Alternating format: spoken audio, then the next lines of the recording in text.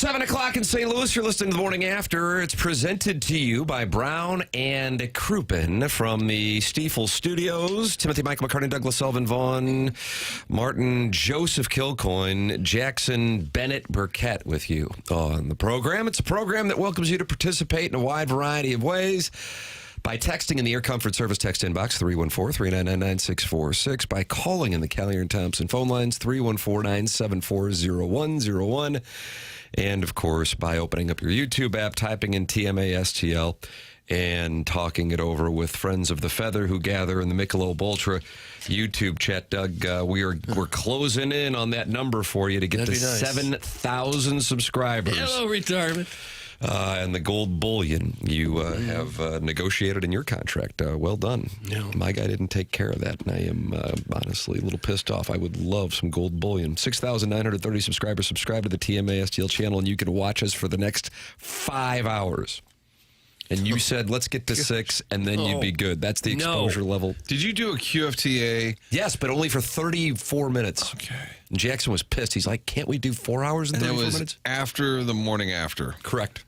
Okay.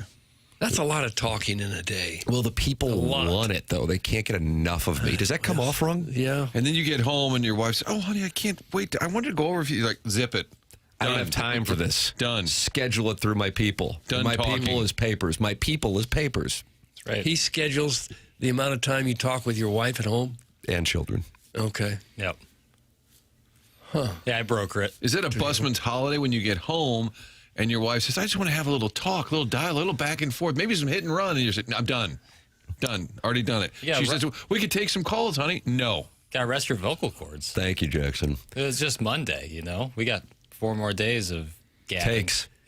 If you want to keep talking, you could give out your personal phone number, and when you go home, you could take calls. That would be a bad idea. Didn't we have a caller yesterday ask for Jackson's number? Was that or Doug's number? Yeah, or no, both mine. of them? Doug's- Martin, he didn't want our numbers. Doug's favorite quarter zip one. Yes. Give me the video of Jackson, if you wanted to chant. I believe he said if you wanted to share your number. right, which is So not you can good. take calls at home, Yeah. which would be nice. No, thank you. By the I'm way, I did strictly a notice batting practice pitcher at my house now. That's all I do, Doug. I throw batting practice to a 4-year-old. Yeah. And he does play-by-play, goes through the Cardinal lineup, and then we'll even go through high-fiving in the dugout, sitting down, and we've got this little ledge that he pretends is the dugout, and he went ass over tea kettle about 3 feet down. I see his legs flying up in the air, and I'm thinking to myself, oh, my goodness, this could be a big problem. Got right back up, back in the batter's box, and I believe Ivan Herrera was up next. Oh. And there's nonstop play-by-play. I did that myself in the backyard for years. That's what I did that too. Martin, did you do that? Does that explain how we got here? I played a lot of wiffle ball in the backyard. Mm-hmm. And then when I was a really little kid, we lived in a condominium, and I would go out in front. There was a curb, and I would bounce a tennis ball, and I had to hit the curb just right. That's what the Wizard did, isn't it? That's how I got my reflexes, you know, like a cat does. Right. Nice cat-like quickness. Didn't the Wizard say he used to bounce a tennis ball off his garage and comp ton?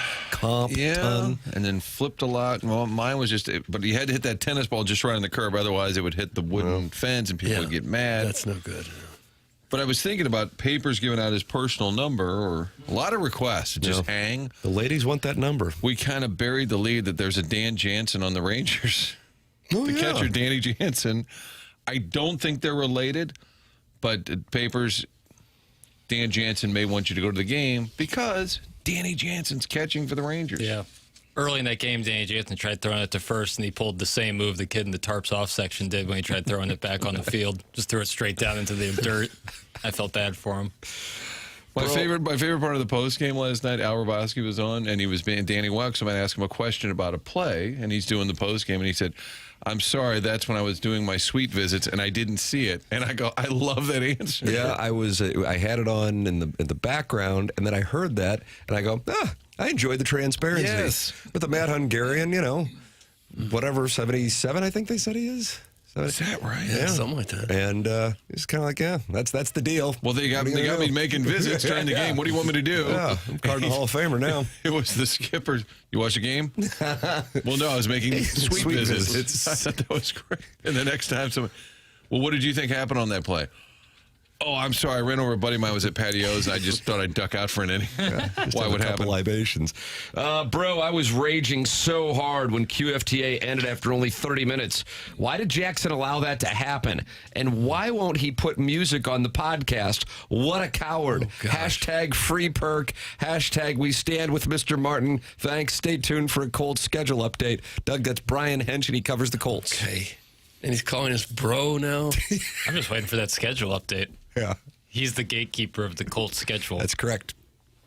And he will have that coming up on the Polos Plus dossier. Also on the Polos Plus dossier today, Rangers manager, friend of Kyle Loesch's fist, Skip Schumaker will be joining us coming up at 9 o'clock, Doug. The Rangers manager got himself a win, but you said the lead here today is going to be a little different and kind of surprising. Myles Garrett going to the former St. Louis Rams, as they are known around the NFL. I thought we'd go with the Cardinals. You said the lifetime roofing lead would be Myles Garrett. Myles Garrett's a nice little story. And but it's A.J. not Brown going to New England. It's not the lead. It's not the lead. The lead is the Cardinals. And because of their defeat, I'm just afraid I'm not going to be much good to you today. What? Falling 5.5 out now. The bats went quiet. That's happening a little too frequently now. And so I don't know that I can pick myself up by the bootstraps. Time will tell on that. But for now, I'm just not going to be much good to use. This loss falls into the category, for me, as the proverbial cap tipper. Got a good outing from McGreevy. Got a better outing from DeGrom. What are you going to do? What are you going to do? Well, you got to try to not strike out 14 times. Yeah, but sometimes That you got a guy hurts. who's on. You know, what do you say that other people are also on a scholarship? or Hell, something? is on scholarship, too. There you go. Walker and Gorman combined for 7 of the 14 strikeouts. I was wanting to grab my phone, but I already snorted sleeping pills to try to fire a wager there right at the end because you can bet what's going to happen in an at-bat. It's healthy to do that, too, if you talk with doctors. And if I could bet everything I own that Nolan Gorman was going to strike out in that bat. And I'm getting nods across the dais. It was said in the two Fox offices. Well, Is that here right? we, 1,000%. God bless him.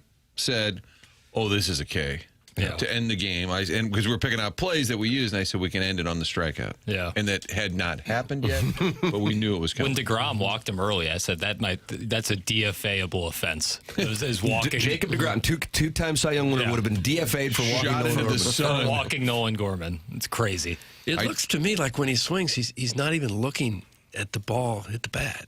Like he's looking up right before So he doesn't have his eye Back. Right. Yeah, It's an emerging topic. It really is. Bernie because- did the math on it. It's 177 over his last 20 games with 1 extra base hit. It's just terrible. Hold on a second. I need you to revisit this. Bernie Miklas. Bernie Miklas. Okay. Did the Not math. Bernie Brewer. 177 batting average? Over the last 20 games. Okay. With 1 extra base Got hit. it. How about that? Doug Nolan Gorman got his eye back. Well, And I did hear didn't have it Heim back. said to Ackerman on Sunday, we're basically said we're going to be patient here. We're not just going to throw a guy out. But I think you're going to get a few more weeks of this. They won't be able to ignore you. You just can't play him every night. For the record, his splits for the month of May, 192 batting average. He had a total of 2 home runs and an OPS of 587. In that time where I am under the impression that Baez is down in Memphis and the slow move to bring Crooks up here, but they did bring him up, was related to strikeout rate. He had 30 strikeouts in 78 at-bats. That's a lot. That's Then too last many. night, 0 for 3 with 3 strikeouts. Tim in the Michelob Ultra YouTube chat. Yes, Dr. yes. Xander Malanthrop said they should trade for Arenado. How about that, Doug? Oh, boy, yeah. Nolan That's- Arenado, bring him back. Nice little year for him. That was Doug said. Don't get rid of all of them. Paying him anyway. I have a feeling it's not going to happen. No, I could be wrong. Wouldn't that be a thing if they Hey, Nolan, real quick, step in here. We've made a deal You are going back to St. Louis. He might retire on the spot.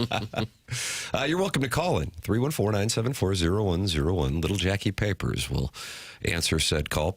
Callier and Thompson sponsor the phone lines. Text in 314-399-9646. Air Comfort Service is the sponsor of the text inbox. And, of course, that Michelob Ultra YouTube chat where Doug is 70 subscribers away from gold bullion. And you can go in there and talk it over with Scorsy, the Devil's Crotch, the problematic baseball dad, Dr. Xander Malindrop. What makes a baseball dad problematic, you think? If he's yelling at the coach. All right. What about the ump? I would imagine it's more of the umpire, don't you think? I don't know. I haven't been there yet. Could be. Yeah, could be the yelling at other kids besides just his own. Oh, wow. Or yelling at his That own would too fall. much. That would fall into problematic. Yeah. That's how you can wind up in the bottom of the river. Sneaking something in the tumbler. Oh. Know, One of double, those Stanley Cups, very Yeah. popular in the Central Corridor. double, triple header. In my pantry. Yeah, what's in there? Yeah, exactly. Well, some of the places even sell beer. Right. I'm not talking about beer. Yeah. What are you talking about? The brown stuff, Yeah. your type of booze. Corn liquor. Corn liquor. Diet Coke with a heavy splash. That's how you get through the That in triple itself header. wouldn't make it problematic. His behavior might. Right. The behavior inspired by what might be in the tumbler. Yeah. Can I ask? This is an in the weeds question. I thought it in the moment. I don't know where you boys were. I realize you had to have been watching the thing. Martin, you're preparing sportscasts. Doug, I know you were looking at that Knicks Spurs preview program and papers. You're getting ready for Movie Boy this weekend, right? Yeah. New one Saturday. What's the topic? The 2026, the year of horror. Wow. The year of horror. Missing a half syllable there. Base hit, Victor Scott down the line into the corner. In my mind, you can tell that, because again, DeGrom can be a wide delta guy. Sometimes he's got it, sometimes he's a veteran that gets lit up. Looks like he's got it. And Gorman is at first, 2 outs. And I'm thinking, send the guy. All day. Okay, are we? I was really surprised on that. He loves to hold him up. I was, again, in the whole scheme of things, but because that was early in the game. This wasn't like an 8th inning decision. I think it's an 8th inning. He's going, but I don't know if anybody was watching in that moment, but I thought that in the moment. I was visiting the suites at that time. You were in a suite visiting. Al and I were glad handing at that moment. But I think your point is, DeGrom, you got to gauge, okay, is this a night when runs are going to be really hard to come by? So maybe that's when you roll the dice. Yes. I agree with the premise. That's where I was. Yeah. There was also a discussion in the game that, I don't remember if it was, maybe I heard it on the radio, driving around last night, how Albert would blow through stop signs. And they said it was a little message that he and Okendo had. It was part of their little trick. Like he'd pretend to hold them. Yeah. I often thought that was just a cover because Albert just did whatever he just did whatever the hell he Yes, wanted. I'm going with and then that. they would say after the game, "Oh, that's a special code." Like, and Albert would just fly through, even though he would say stop. The reason it's not a special code is the outfielder who's about to make a throw to the plate. He's not watching the third base coach to see some sort of secret sign. He's just throwing it as fast as he can As to get hard it as in. he can to home. Yes, they don't look at the coach. You don't think he eases up because he's like, "Oh, look, No. Jose's got the stop the sign sign up." says stop, so he's not running. I'll lob it into second base. No, not buying it. It sounds like a 30 for 30, Tim, Yeah. that Doug's going to do. Yeah. I thought the exact same thing, Tim, but whenever you're pushing 240, you don't run very well. It's from Dirty Dan, the garbage man, who Jackson says has blue feet. They may have thought, well, we got Weatherholt coming up next. Let's not lose a runner on the bases. It couldn't have been placed better in the corner of the outfield there. And you get 2 outs, you have the jump on it. Yeah, usually 2 outs you run. You Yes. go. I mean, 2 outs, running on contact down in the corner. I mean, the hell are we doing here? And by the way, and part of it is lack of speed, of course. But yeah, in that spot, I mean, it's getting into the weeds. You strike out 14 times. Rarely are you going to win the baseball game. But it's a shame because the Cardinals, once again, got a good effort from the pitching staff and were not able to convert because of lack of offense. At the same time, unlike some of the getaway day specials in which there are just a lot of groundouts and the games go really quickly, in this case, against random pitchers, in this case, you're going up against a 2-time Cy Young Award winner who has that kind of ceiling with regard to his performance. Over the last couple days, by the way, the discipline that Jordan Walker has shown with laying off that low and outside breaking ball that has been so problematic for him has popped up, unfortunately. Also, an in-the-weeds observation on a game where I don't know how much there really is to break down without just breaking down things for the sake of breaking down things, and that's not really what I'm into. How about some outrage? I just like, oh, that his ability to lay off on that pitch, I think, has been the key to getting pitches to hit, which is fascinating considering who has been hitting behind him for the most part. Last night, they switched up the lineup, and did you see what they were doing there? That was like, oof, if you're at this point, it's kind of like you call up Velasquez on Friday, and he immediately goes into the cleanup spot. Jordan Walker is protected by a guy who had been bouncing around the minor leagues for more than a decade, Brian Torres. I think it just speaks to Ollie Marmol. I think he's looking at the options going, oh, I don't know. What do you do? Why isn't Velasquez playing every night? Because it feels like the clock, and maybe they feel like the clock's ticking on Torres first. When Nootbaar comes back, Torres is first to go. Then when Church comes back, it could be maybe they're just giving Torres a little bit of runway before they send him back. And they want to get righty-lefty. They want to get Crook some at-bats, I'm sure, as a DH. They're not taking Herrera out of the lineup, and he's the McGreevy special catcher. Yeah. But you don't have a number 5 hitter, which is it's sort of a problem. Yeah. On the plus side, that Soriano sure looks good. You see that ninth inning that he pitched? Had some problems and got through it. An infield hit. Yep. Neither one his fault. Would you call it a little number? Little number. Yes. First and third, nobody out, gets out of that. He's really been effective. Yeah, he came over from the Marlins barbecue. They just found him during spring training. Yeah, he didn't like the food over there. I think McGreevy's start was important. The last 2 were a little, we'll call them wobbly. But on the whole, if you look at like his last 7 starts, 5 of them are almost identical. He always goes 6 innings, gives up a run or 2, and just kind of steady.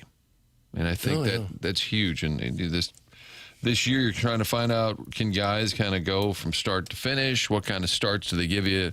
He's pretty damn consistent. Yeah, well, his ERA is still at 2.98. Yeah. Almost any pitcher in the league would take that.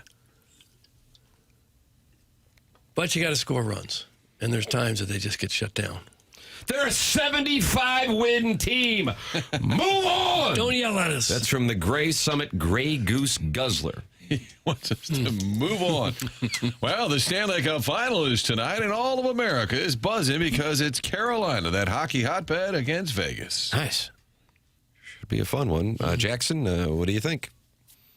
Yeah, so much to break down there. I asked for an NBA breakdown yesterday, and you looked at me like I was from Mars. Well, I was just confused that you were asking me to break down the series. I didn't know. The word you were looking for was preview. Well, break it down. No, yeah. Break down the preview. I didn't want you to. I wanted you to break down the matchup. Right. So VGK is taking on the Hurricanes. That doesn't do much for me. What would have done much for you? Canadiens would have been more interesting. I agree with that. Canadiens would be more interesting. There's a stat out there that say Birmingham, somebody won the CFL in 1995, a team from the U.S., and they said it's been more recent that a U.S. team won the Canadian Football League than a Canadian team has won in the Stanley Cup Final. Chew on that, Papers. Did you feel sorry for the nation? For Canada? Yeah. It just would have been more fun having Montreal in there. So Canada's only American Major 4 sports championship of the 21st century is the Raptors winning in 2019. Blue Jays haven't won anything not since 94. Should have probably won last year. Yeah. That sounds correct. Yeah. Wow. There are huge football trades to talk about. That's what I said. That's from Sharon's Ladue Pool Boy. And Doug went with the Cardinals as the lifetime roofing lead. And now you've got to deal with the wrath of Sharon's Ladue Pool Boy. Well, have fun with that. I know they're big trades, but it doesn't affect our market much. You can text in as well with your unhappiness with the topic. 314-399-9646. The Arnold Mule says, what about Battlehawks playoff talk? Jackson will have that coming up for you. Also on the polosplus.com dossier. Polos Plus is where you can get your TMA merch, the TMA tab at the top of the page. Sponsor of the dossier here on the Morning After. And Dr. Brandon Pryor in 100 West Dental is a longtime sponsor as well. Online at 100westdental.com. The location is on Manchester in Baldwin. Now, of course, he works on your teeth, but now he can help you with sleep as well. If you do not sleep well, that is a really rough way to go through life. And oftentimes, you sit there and think, well, this is just the hand I've been dealt. But that's not necessarily the case. Dr. Pryor treats sleep apnea with custom oral appliances, an alternative to a CPAP. So no mask, no machine for the right candidates. If you might have a sleep issue or you've already been diagnosed, they'll do a complimentary consultation to see if it's a fit. At least go get checked, because bad sleep catches up with you. You're not performing 100% if you're not sleeping right at work, in the gym, anywhere. And yeah, this is still the best place for veneers, implants, full smile rehab, the bigger dental work. Visit 100westdental.com and go see Dr. Pryor, located on Manchester in Baldwin. The program's called The Morning After. It's presented to you by Brown and Crouppen on 101 ESPN from the Stiefel Studios.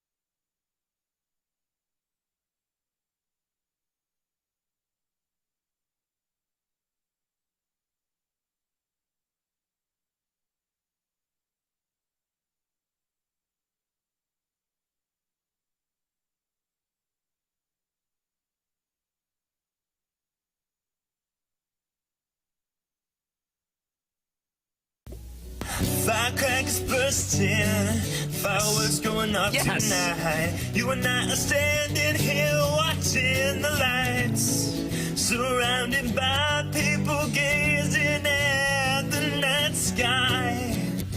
Alright, there's friends and family and people you don't know. They're all lined up to see the big show. All that matters is what's up in the sky. Alright, switch it up on you guys. Add a little breakdown. There's firecrackers shooting in the sky, a bottle rockets on the 4th of July. Roman candle wars in my backyard. Run for me and you won't get too far. Sparklers, screamers, and streamers. Cherry bombs, smoke bombs with your moms. Kids playing with the Do you like poppers that in line the street, most? Cherry burning bombs, them smoke? snakes all over the concrete. Really, really well written.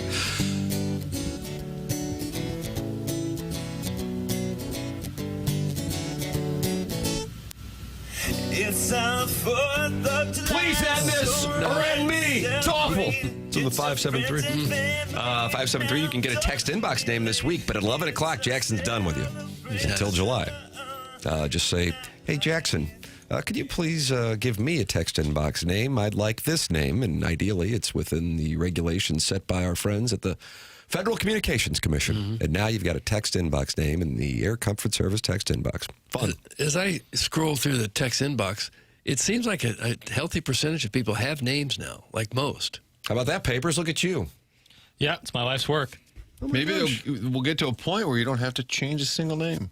That day will never come. The work is never finished. Is that Ted Kennedy, 1980? But that's a good sign also that the new folk come on board. Yeah, be a friend of the feather. Or you can just be angry like Dr. Xander Malanthrop, Doug, who says, talk more sports, but not baseball or basketball. Sports. But I don't understand the rules of soccer, so don't talk about that. Sports! There's big football news, but don't talk about the NFL because they made me cry 12 years ago, and I hate it. Give us more sports talk now. Doug, that's Dr. Xander Malanthrop. Okay. Everybody's got a beef. A lot of beef. I got a beef. What? What you got? This whole World Cup deal, Doug, they're coming to the U.S. Yeah. We've got our buildings, our stadiums, right? MetLife is where? Jersey. Okay. Do you know where NRG Stadium is? Houston. Right. Top of mind. Yeah, yeah. Where's Arrowhead? Kansas City. Our Okay. team. None of those will exist anymore because it's Kansas City Stadium. It's New Jersey Stadium. It's Houston Stadium because FIFA doesn't allow that. Did you know that they actually? I did not. Doug, I did not know. No, with them. They go through and actually put up signage. Los Angeles Stadium, because New they're- Jersey. they're not 'cause getting it's a the piece of it. FIFA Yeah, get out of here. One of the most corrupt operations Yes. in all of sports. Give me a freaking break. You're playing in Arrowhead Stadium. Yeah. That's the name of the building. You're playing at MetLife Stadium. That's the name of the building. We'll still call it that. Yes. Just so stupid. I was not aware of that being a deal. That was quite a beef you had. It just FIFA. Are you okay? Are you being pure? We don't want to have a sponsor, or are you saying, well, we didn't get paid, so go screw yourselves? Probably, yeah. Either way, it's stupid. But I'm fine. No handshakes at the ballpark last night. Players, coaches, fans, etc. It's from DFA Fetty now. Doug, yesterday's program, he wanted to see the fans start to shake hands after the game would be concluded. With all the fans, as many fans as you can possibly shake hands with. That's correct. Not just a couple, 2, 3 around you. That's correct. Okay. DFA Fetty now. Maybe we'll get to see that tonight. D. May on the mound for the Cardinals. Nathan Eovaldi on the mound for the Rangers. Cardinals and Rangers game 2 tonight after the loss. Skip Schumaker will be with us on the Polos Plus dossier. That comes your way at 9 o'clock.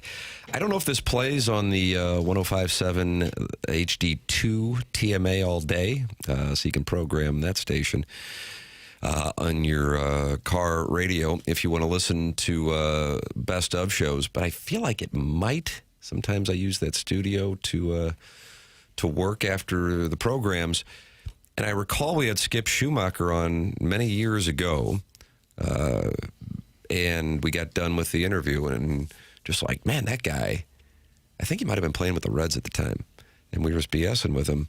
And you know what we said, Doug? What? Good baseball man. Well, yeah. Good baseball man. You can just kind of tell. Okay. And now he's got himself a managerial gig in Texas after the run in Miami, and he will be with us at 9 o'clock, and he's always insightful. He's kind of that way as a player with the Cardinals, too, but he wasn't like a focal point on the team. But when you would talk with him, super knowledgeable, passionate about the game, and just had those traits that exude potential leadership, whether it be as a manager, perhaps in broadcast, whatever it would be. You could tell that there was a lot there beyond an ability to play at the major league level. He'd give you a thoughtful answer, and a lot of players just give you a throwaway. They don't care. I thought McGreevy postgame last night, I thought that was interesting, how excited he was to see his name next to DeGrom. Mm-hmm. And he said I think we actually have the cut of that. And I'm like, that's just like a normal human being sharing it instead of saying, I don't know. I wish I'd had a few more cutters in the first, and my breaking ball was off in the fourth, but what are you going to do? It's just just the most boring, lame answer. I appreciate when somebody gives you a little something. Oh, like this? I don't know. It was pretty cool. I have a screenshot of the matchup today, this morning. I was like, that's pretty cool. I have that with Kershaw as well from last year. It's sick. I try not to worry about what the other pitcher does, but, I mean, it's hard not to think like, dang, that's DeGrom. It's been around for a while. He's one of the better pitchers in the game. How about that, Doug? You like that? That's relatable. That's like meat that. and potatoes It right is. there. And McGreevy is, not just somebody who just got lucky and made it to the major leagues. He was a first-round draft pick, highly touted all the way around. He's been a big name himself wherever he's been, and yet extremely humble. Well, I'm going to have to respectfully disagree with that because he was irritated that he was not picked first overall in our fantasy baseball league. Oh, was he really? Yeah. He said, well, who was picked first overall? I assume it was me. And I said, well, it was Shohei Ohtani. And he wrote back fraudulent. Yeah. Well, he didn't like that. Yeah. So behind the scenes, he's a little prickly? Yeah. Okay. Kind of similar to what you guys deal with here with the other Irish Catholic and Deus. Yeah. So, he's that's all for the show. Okay. Behind the scenes, real problematic. Yeah, you were duped. Martin, you were making reference to his recent starts. He did have a rough one last week in Milwaukee, and predating that, overall body of work was there. I thought they were going to pull him in the fifth last night. But he got through it, got that double play, 5-4-3, goes back out and gets a quick sixth inning, and I think that was probably pretty beneficial to the Cardinals to get another, for the most part, day of rest for the bullpen after Dobbins carried things following Libertor's exit all the way to the finish line on Sunday night. So they're positioned well, if they don't have the offense tonight, to get the bullpen from Dustin May to Riley O'Brien, should they be in that position. Got to score runs, can't strike out 14 times. And if you're Dustin May, that's a long time to sit around and coming off of that brutal loss. You're flirting with a no-hitter, and then you end up taking the L. That was such a bad loss. You got to wait 6 days to get that out of your system. That would just be hard to sit around because you got a bullpen. Yes, you're going to go stretch. Oh, long toss, but it's not the same. No. Craig, would you say you guys should be bullying these hoes? Was that your question from last night? Was that for Alan Craig? No, I think it was somebody. Somebody. Yeah. Runs will be hard to come by again tonight, probably, because Nathan Eovaldi's pitching for the Rangers. He's pretty Limited good, too. exposure. Burleson's faced him 3 times over 3. You love the splits. I do love the splits. Mason went 1 for 3. That's it. That's the exposure. That's not a lot of exposure. Anybody? Were you down there yesterday? Matt? I was not down there yesterday. Doug, you were ball striking? I'm going to Yeah. the ball game tomorrow night. Family is going to the game tomorrow night. Looking. Oh, forward to tomorrow's it. a night game. Not a busman's? No, it's a night game. Wow. They're in the stretch of 7 straight night games. How about that? They're 10 games over at night. Yeah. Day game on Saturday for Edmonds bobblehead day. Does he know he's got a bobblehead? I was wondering about that. I kind of figured you might have hit him up down on the farm to see if he's... He should call in. All right, I'll I bet he knows he's got a bobblehead. Too. What? Well, it is carpool. Well, now it's summertime. I think it would be fun to have. I'm going to text him right now. This is like a reverse Jim where he would talk about getting texted. Now I'm going to talk about me texting him. You think he'll do it? Percentage, Tim. What's your percentage? On what? Just coming on? Yeah, this week. Oh, I would say 95%. Okay. Unless they're like over Lake Como or something. What percentage do you think that he knows definitively Saturday is his bobblehead day? 99%. Yeah, I bet he knows. I think he's coming to town. I think. For the bobblehead? I think. Wow. I could be off on that. I don't know. You're welcome to text into the program, 314-399-9646. You're welcome to call in. Callier and Thompson phone lines, 314-974-0101. And you also can open up your YouTube app. You type in TMA STL, and you join 195 friends in the Michelob Ultra YouTube chat and talk it over with liquor in the front, poker in the rear, who turns out to be a grandfather. And a grateful grandfather, because he was grateful that when McGreevy was sitting down with us or on with us. He was on the phone with us. We were on the phone, and we were at the Dotem, Yeah. Oak Valley. Yep. And he asked if we could wish happy birthday, or Mike could wish happy birthday to his grandson. Also, Dr. Xander Malantrop's in there, as well as the Walrus King and Kitty Bates and the Devil's Crotch. It's the Michelob Ultra YouTube chat where you can watch this show anytime. You can go back and watch it. And that's how you can podcast, or you can podcast via the Schaefer Door Company podcast app and rewatch the presentation anytime you would want. Coming up on our Polos Plus dossier, Skip Schumaker at 9 o'clock. And we'll also have the Design Air Heating and Cooling email today, the morning after at InsideSTL.com. Design Air online at DesignAirService.com. That's Seth Goldcamp and his team, the longest running sponsor on TMA, going back now more than a decade. They have maintenance agreements for our audience, which are an effective and convenient way to keep your system running year after year. It extends the life of your HVAC system, so it takes the pressure off of you as a homeowner, and Design Air contacts you to schedule your AC tune-up and your furnace safety inspection and cleaning. So sign up and forget about it. Like all their services, maintenance visits can be scheduled at DesignAirService.com. Martin is a client. Doug is a client. I am a client. It's Design Air Heating and Cooling online at DesignAirService.com. 7:38 in St. Louis. Time check brought to you by Clarkson Jewelers. This is TMA from the Stiefel Studios.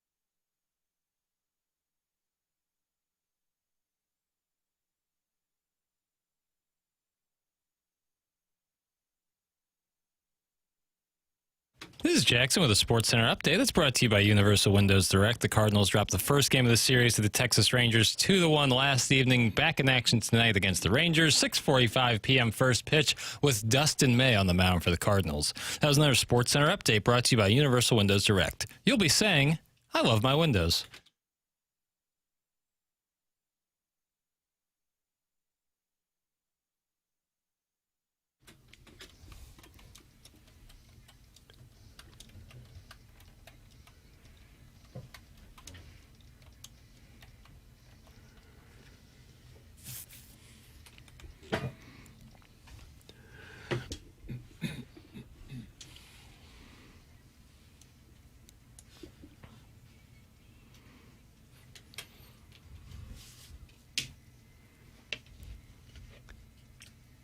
Sure got nasty teeth. So good. We'll talk more about Teen Wolf coming up in the 8 o'clock hour. That's on the Polos Plus dossier here on TMA 101 ESPN. Rangers manager Skip Schumaker with us coming up at 9 o'clock on 101 ESPN and the TMA STL YouTube channel. 205 friends in there talking it over. The TMA remote lamp is in there talking to Ted Gann, who says Tim's head is awful white. I wonder what color Ted thought it would be. That's his comment. Tim's head is awfully white. Wouldn't it be weird? Rob-off means. If your Is head that was number 91? blue? Number 91, Vladimir Tarasenko? Someone asked for a text name yesterday change that I thought was really funny. It said, "What does tarps off mean?" And I thought that was a nice little reference. rub off, tarp off. Yeah, I thought that was a nice reference. So shout out to that. And that got texter. approved. Oh, of course. I Any rarely rejections yesterday? I rarely say like, "Oh, that's a good one," but to that one I said, "Good work." Any objections? No. People kind of know the line now. But I say that, and then someone's going to come in with something just heinous. But Block him. I'm ready for him. Guys, I'm heading back down to the lake for work and hoping to be finished by the end of the weekend. I'll let you boys know how the weather is in a couple hours. That's from Martin's old 2 Fox black dress shoes. Dress shoes. Keep a pair under the desk there just because every once in a while I'm running around the loafers. Oh, that's right. I got some black shoes. Yeah, I got some old ties over here. Tim, I listened to all 4 hours and then go back and watch the 4 hours again just to see your facial expression. That's from Hal in Hillsboro. Doug just broke his gauze. Martin wouldn't be any happier than if I that have thing. less hearing in my left ear based no on doubt. that. But it's gong. important that gong be wrong. Jackson, did you change my name? Checking to see if it got through. That's from the Stop 314. it. Don't sound change like it it. now. Don't change. If he's double checking, don't change it. What if you name them from the 314? No, I can't. That's no. No. It's been 9 months since you promised to change my name. Jackson, what gives? That's from Patrick Bateman. Block Doug, do you him. remember him from American Psycho with the delectable Christian Bale? Okay. Patrick Bateman, send in what name you want. The 314. No, you cannot change your name to that. So what did he want? Oh, he wanted to change it to something that would violate the code set by our friends, the Federal Communications Commission. It's like the dumbest thing I've heard. In a Okay. while. Well, just blocking. settle down. Tim, you are a beautiful boy. You do not have Stuart Sinkhead. As a bald man myself, that is a gift. Stay great, King. That's from Mr. 63011, and he's got a fast golf cart. What is Stuart Sinkhead? I think he would wear a hat, and then the top portion would be glistening white, but then it would tan where the hat wasn't. Oh, yeah. So there was like a line of demarcation. Kind of a farmer's tan for your head? Yes. Okay. Very nice. All right. Well, if you're bald, you got to wear a hat. Or top of your head will get sunburned badly. I go up to SPF 50 now. Do you? Well, It's I don't just like mess around white with it. paste. No, I don't mess around with it anymore. Yeah. Well, But I'm going to go that healthcare evolution and do what's going on with papers. I'm going to come back here in about 5 months and have the fullest head of hair y'all ever seen. Are huh? you really? That's what's going on with papers over there. That's why he's so cocky now. That's right. He's really got an Get your extra confidence bounce. back with our friends at Healthcare Evolution. 7 o'clock hour sponsor online at healthcare-evolution.com. Doug, we had prankery going on yesterday before the game. What's that? Skip Schumaker delivered to the Cardinal manager a Skip Schumaker T-shirt, which Ali Marmol was wearing around before the game. They, of course, work together here in St. Louis. And Skip talked about his time with the Cardinals returning to Busch Stadium, and then also his relationship, Jackson, with Ali Marmol. I could tell Tim says Jackson because he was kind of drifting. I looked up and I saw the Adderall. We grew up in the same system, and Ollie's very smart. I'm really excited for him that his team is playing so well. I think it shows how good of a manager he really is after a couple tough years or whatever. These guys are really playing hard for him, and that shows you what he's all about and who he is. We're competitors, at the end of the day, but I think after this series, we'll still be texting each other throughout the year and bouncing ideas off each other. Love him. Good dude. Enjoyed my time with him, man. He's a good baseball guy, but even better person. He does a really nice job on the field. His credibility is through the roof, and just manages a really good game. But as a person, someone I truly enjoyed being around for a heck of a lot of reasons. Good baseball man. Yes. Of course. Yes. Shouldn't they all be good baseball men? Nice, I like that. How could you not be a good baseball man and be the manager of a team? And he was Ollie's bench coach 2022, and my understanding is they had to really, really twist Skip to take like he wasn't sure he wanted to do it, move back to the Midwest. But he said no a couple of times, and they said, all right, what about this? What about this? So he takes the gig and then launches that into being the Marlins Manager of the Year in 2023. Yeah. Then they started the Marlins sell-off, which is one of they cycle on, they cycle off. They like to every once in a while just give up. So then They win the World Series, and then they give up some more. So the next year he said, all right, I'm gonna bounce. Hey, guys, I finally have a text name. I just wanted to say hi and thank you all. I love the show, and you keep up the great work and the laughs. Go Cards. That's from the 314. Oh, that was awfully positive. That just never happens. Mm-hmm. Wonder what's wrong with him. Call in and tell us what's wrong with you. 314-974-0101. That is how you can do it. Tim is a good radio man, Doug. That's from Howland Hillsboro. Al. Eric in the Central West End says Tim is a great radio man. A lot of gilding of the lily going on I here. like this gilding of the lily. The gong just doesn't have Gong it. is gone. Yep. Half of it fell down. The gong was sleeps with the fishes. literally, there's a piece of twine that was making it hang there. So, It looks pretty sad. yeah. It only Serves a has purpose, though. only up to 1,000 lemonadings before it's going to break. Your warranty only lasts 1,000 lemonadings. No offense, and I'm glad people are trying, but why are they calling everything a damn speakeasy now? It's only a bar that's in an odd place with a restaurant or something like that. It's not a speakeasy. Last time I checked, liquor was legal. Thank you for letting me get that off my chest. Doug, that's Chairman Steve. He's over in Des Moines. Okay. And Martin, you were expressing your frustration with stadiums not being able to use their real names by FIFA. Chairman Steve is unhappy that there are speakeasies popping up all over town. At least that's what they're calling them. I think people think it's cooler to go to a speakeasy. Jackson, have you been to a speakeasy? Yes. How about that? See? Was it cool? It was no different than any other Just bar, a bar, really. right. Yeah. But there is kind of a vibe. You can say, oh, this feels like a speakeasy. Yeah. It kind of felt like the opening scene in Rounders when Matt Damon goes to the underground poker den. KGB's spot, Doug. Yeah. Okay. That, to me, I didn't sounds see cooler, where I can get 3 stacks of high society. Nice. Now, I had mentioned that FIFA changes the name because of all these stadiums, because they're just greedy, grubby, And your mom's lesbian lover said it so folks know where they are. Because the foreigners are like, otherwise they wouldn't know where they were. They wouldn't know they were in Kansas City or LA. No. It has to do with the corporate policies of FIFA. So I'm sorry, I'm going to pass on that theory. I've got a speakeasy in my basement. Doug, you want to come check it out? That's no, I from don't. Doug's Jockstrap. No, what makes it a speakeasy as opposed to just a basement? Because it's cooler if you call it a speakeasy. What's a rumpus room? It's like a family room. Okay. Oh, is really that what it is? I think so. I thought it was like a basement that's kind of been converted to have some games and stuff. I don't know. I'm going to look it up. It could be. I don't know. Guys, what time does that show start where some guy comes in and airs his multiple grievances from a weekend where he didn't leave his one-room bird sanctuary? Doug, that's Nathan from the east side of Alton. That presentation starts at 11 o'clock. I believe he's talking about the Strode program.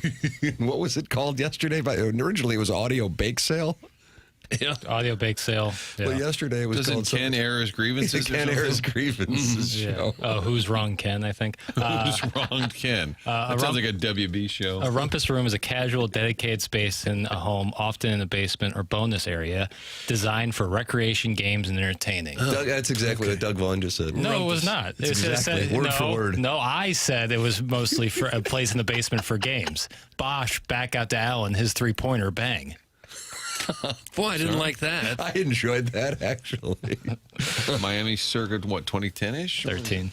Okay. I'm with Chairman Steve. Let's stop with the knock on the door in the alley and let's get taken downstairs into a bar playing jazz flute. You're not Henry Hill at the Copa. You're just a mark about to play $30 for a Manhattan Doug. That's Carlos Spicy Wiener, and he shares Chairman Steve's passion for the anti-speakeasy movement, which candidly, up until 5 minutes ago, I didn't know existed. Isn't there one in Kirkwood now? A speakeasy there? Oh, yeah, that's a club. Yeah.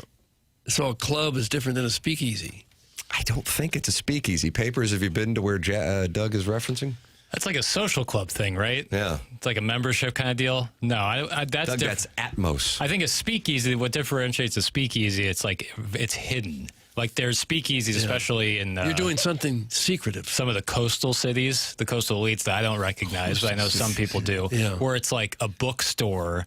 And you have to go bookstore? but you have to go to a certain Like Hugh Grant's in Notting Hill. Yes, And that is one of your favorite films? travel book. And what's going on in there? That's your favorite film. That's not my favorite. It's one of my favorite rom-coms. What's going on in there that they have to be so secretive about it? Tim keeps interrupting me about Notting Hill. You go to a certain section What's of the happening here? bookstore, and if you know the password or something, the bookshelf will open. You walk in, and there's like a speakeasy behind it. And what's going on that you It's have just to a be bar so when you damn get in secretive? there. The only thing that's interesting is how you get in there. Once you're in there, it's usually just a bar with no windows, Okay. like a Rathskeller. Oh, I like that. Rathskeller. If you're paying a membership fee to belong to a bar, you're probably doing life wrong. Well, I mean, but you can be a member of some social clubs where a bar is included in that. It's not necessarily just like going to the bar. I get it, but there's a bar almost everywhere. Every golf course, everything you do, there's liquor available. Sure. Like to stop off on the way home, Doug, just to I like stop a stop off. Hell yeah. God. You're 3 weeks away from Paul Newman and the verdict if you're stopping off. Yeah, he stopped off plenty. If you're paying $30 for a cocktail in St. Louis, you're getting ripped off. This isn't Lower Manhattan. Doug, that's the Hunchback of Vaughn Castle. Okay. I'm actually getting angry thinking about the amount of these places I'm surrounded by. Join your local Elks Lodge. That's from Jugs in D.C., and I guess Washington, D.C. is a hotbed of speakeasies. I could see that. know. It's an old city. You could have probably some Prohibition era speakeasies that are still up and running. I could see But that. those were illegal, right? For sure. So maybe that's the idea of this is maybe you're doing something that's slightly illegal. It's like that's the novelty behind it. Yeah, I think it's kind of fun. Right. I don't know. Why not? I'm looking here. St. Louis Magazine, George May wrote a column about it within the past year. There's just a long list of St. Louis speakeasies. But there's an article about it and you can visit the website about a speakeasy, it kind of takes away some of the allure, doesn't it? I thought I don't think they're traditional. Right. If you know kind of thing. There's a password, Doug. How about, okay, here's an example. Clement's Bar, 2626 Cherokee. We all know where Cherokee Street is.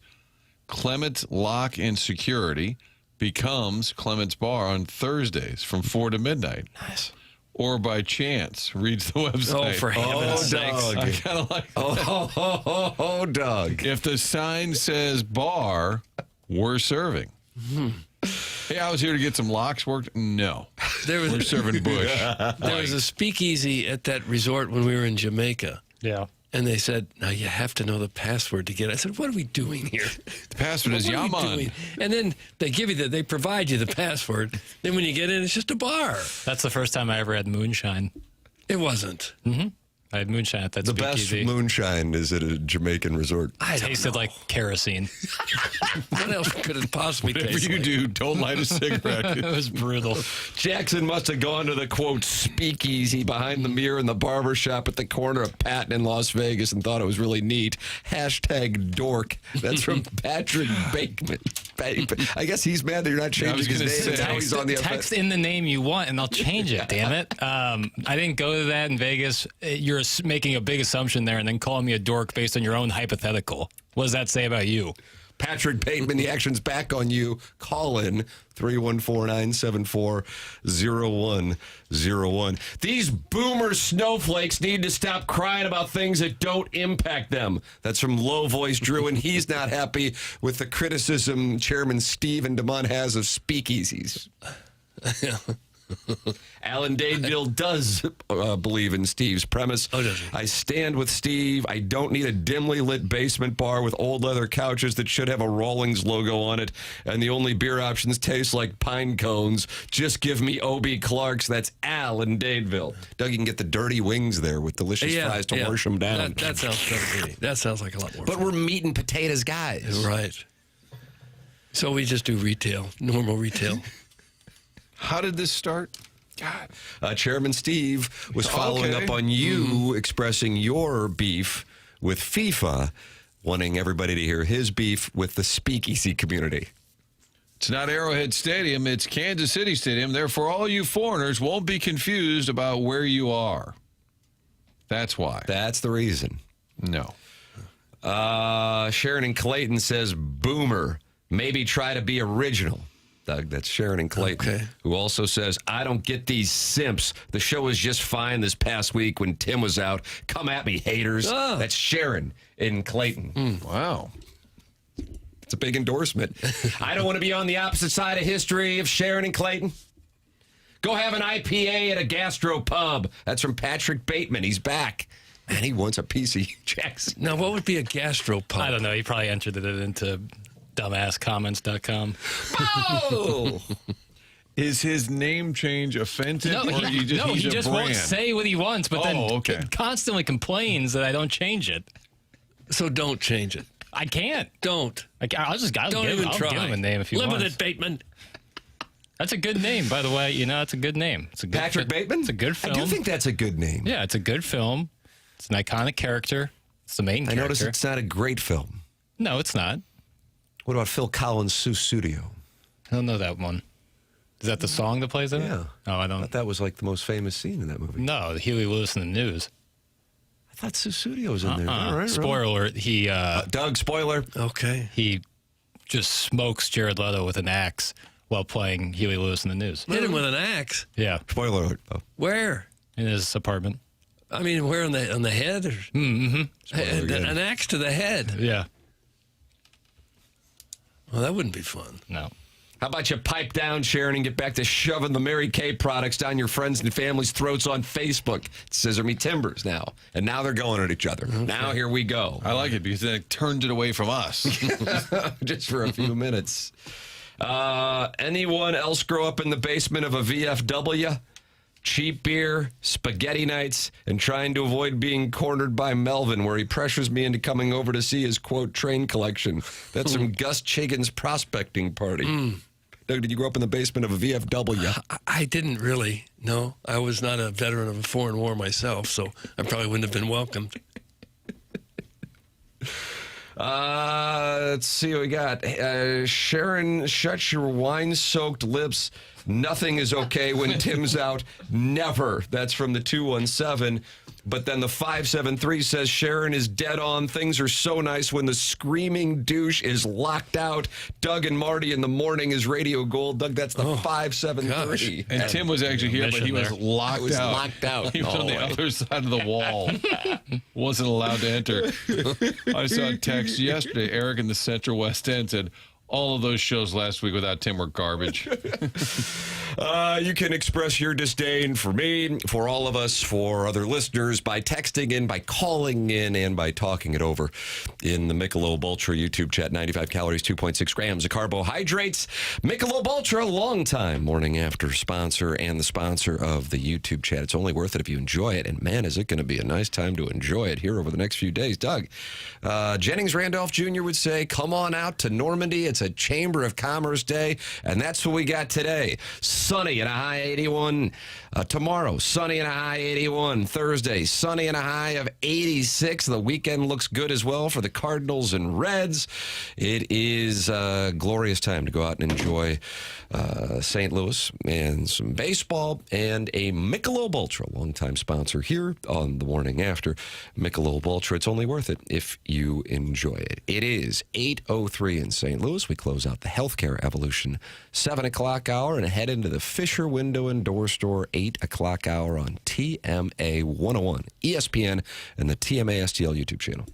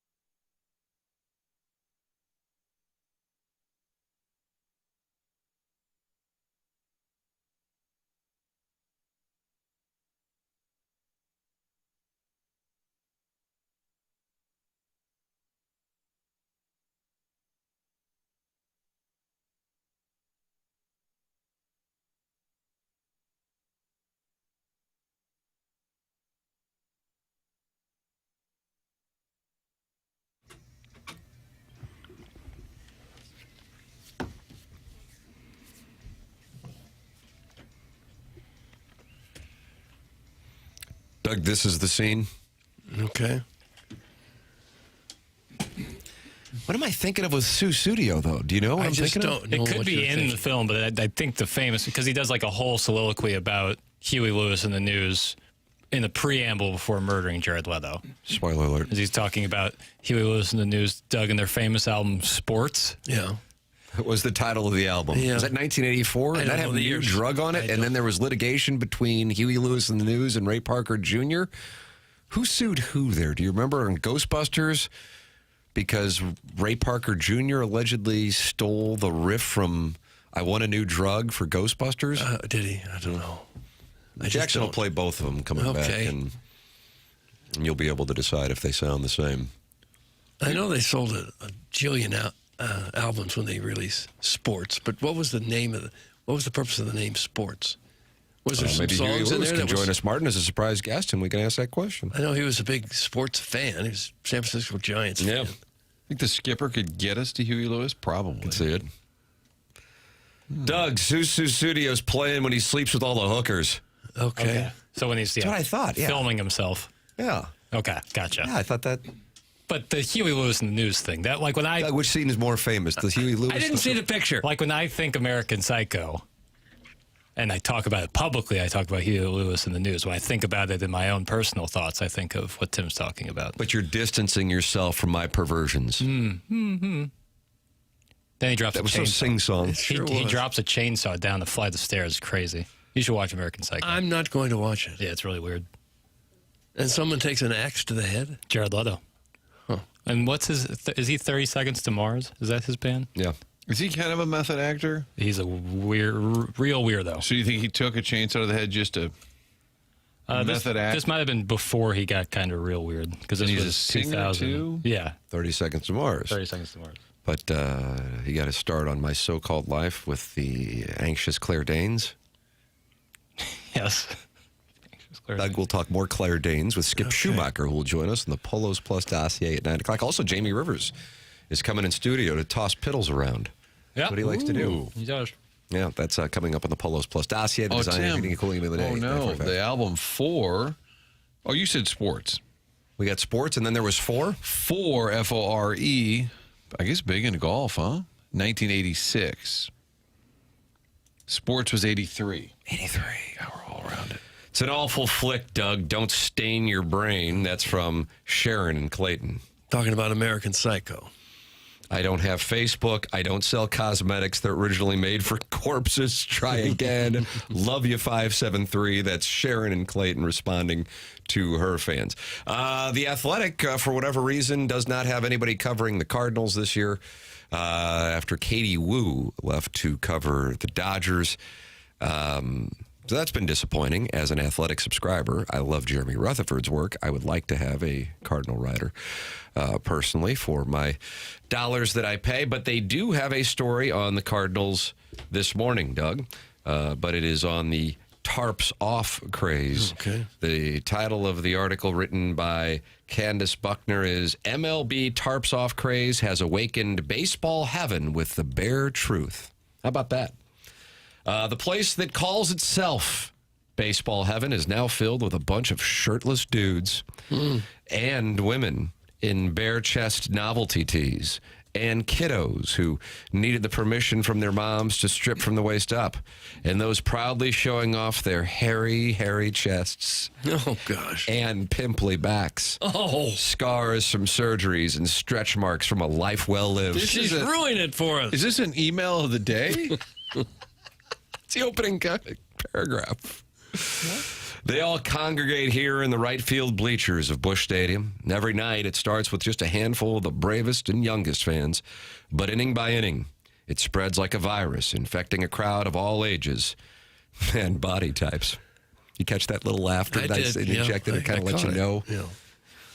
United, they celebrate baseball with zeal, and the majority does so without their tarps, a.k.a. their upper body garments. Together, they have resurrected the cemetery where the Cardinal way went to die. These fans stand all game and cheer loudly, so loud that even the visitors in their dugout down the third base line can hear them. They are the new celestial beings protecting the great tradition in this gateway city, and they are the last thing you'd expect to originate through the St. Louis Cardinals. She then gives the background on what took place and now writes, best fans in baseball. Put that on a billboard, haters. Right above the Missouri-Illinois state line on I-70 West for all to see. I'm from here, grew up on gooey butters and pizza slices covered in Provel cheese and cut into squares, and I can assure you with great humility and Midwest modesty that St. Louis baseball does God's work. How about that? Huh. So she's a big fan. That's right. Except for the pimples on the backs of some of the That's correct. fans. How do you get pimply backs? Acne back, I guess, is kind of a common thing. They call it back knee. Yeah. And what causes it? Probably sweat.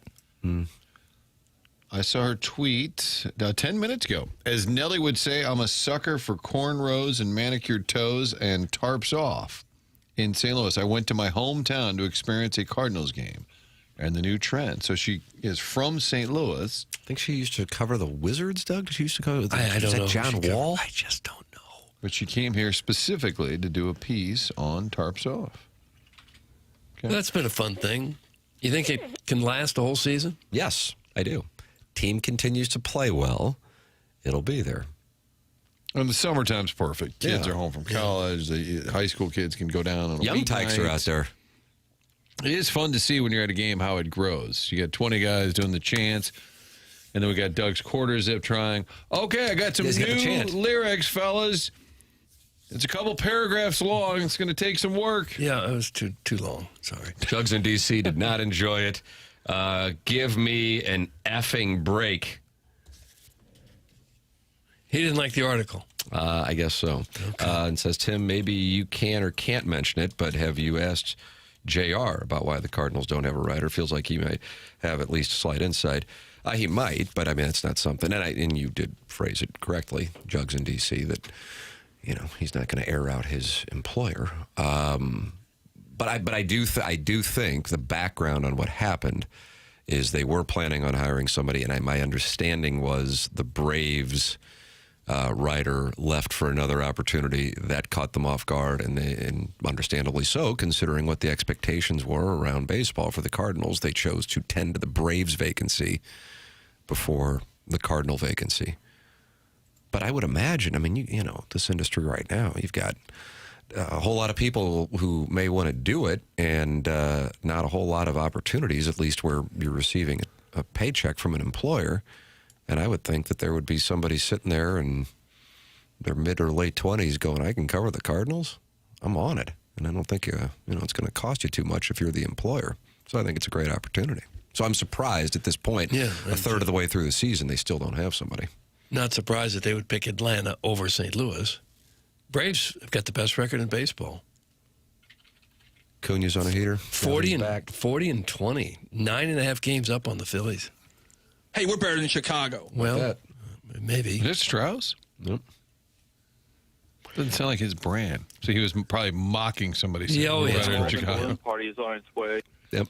Mocking was pretty much what he did for a living. Yes. Back knee is caused by not being able to wash your back properly on account of being too fat. Cottleville fatties, stand up. That's from Doug's prison wallet, and he is on Webster Grove side in the war with Cottleville. Okay. My back door doesn't open. Oh. I'm just surprised that included in this woman's article was the fact that some of the tarps off people have back knee. This is what happens when the Cardinals can't hit. This is what happens when they can't hit. That happened last night.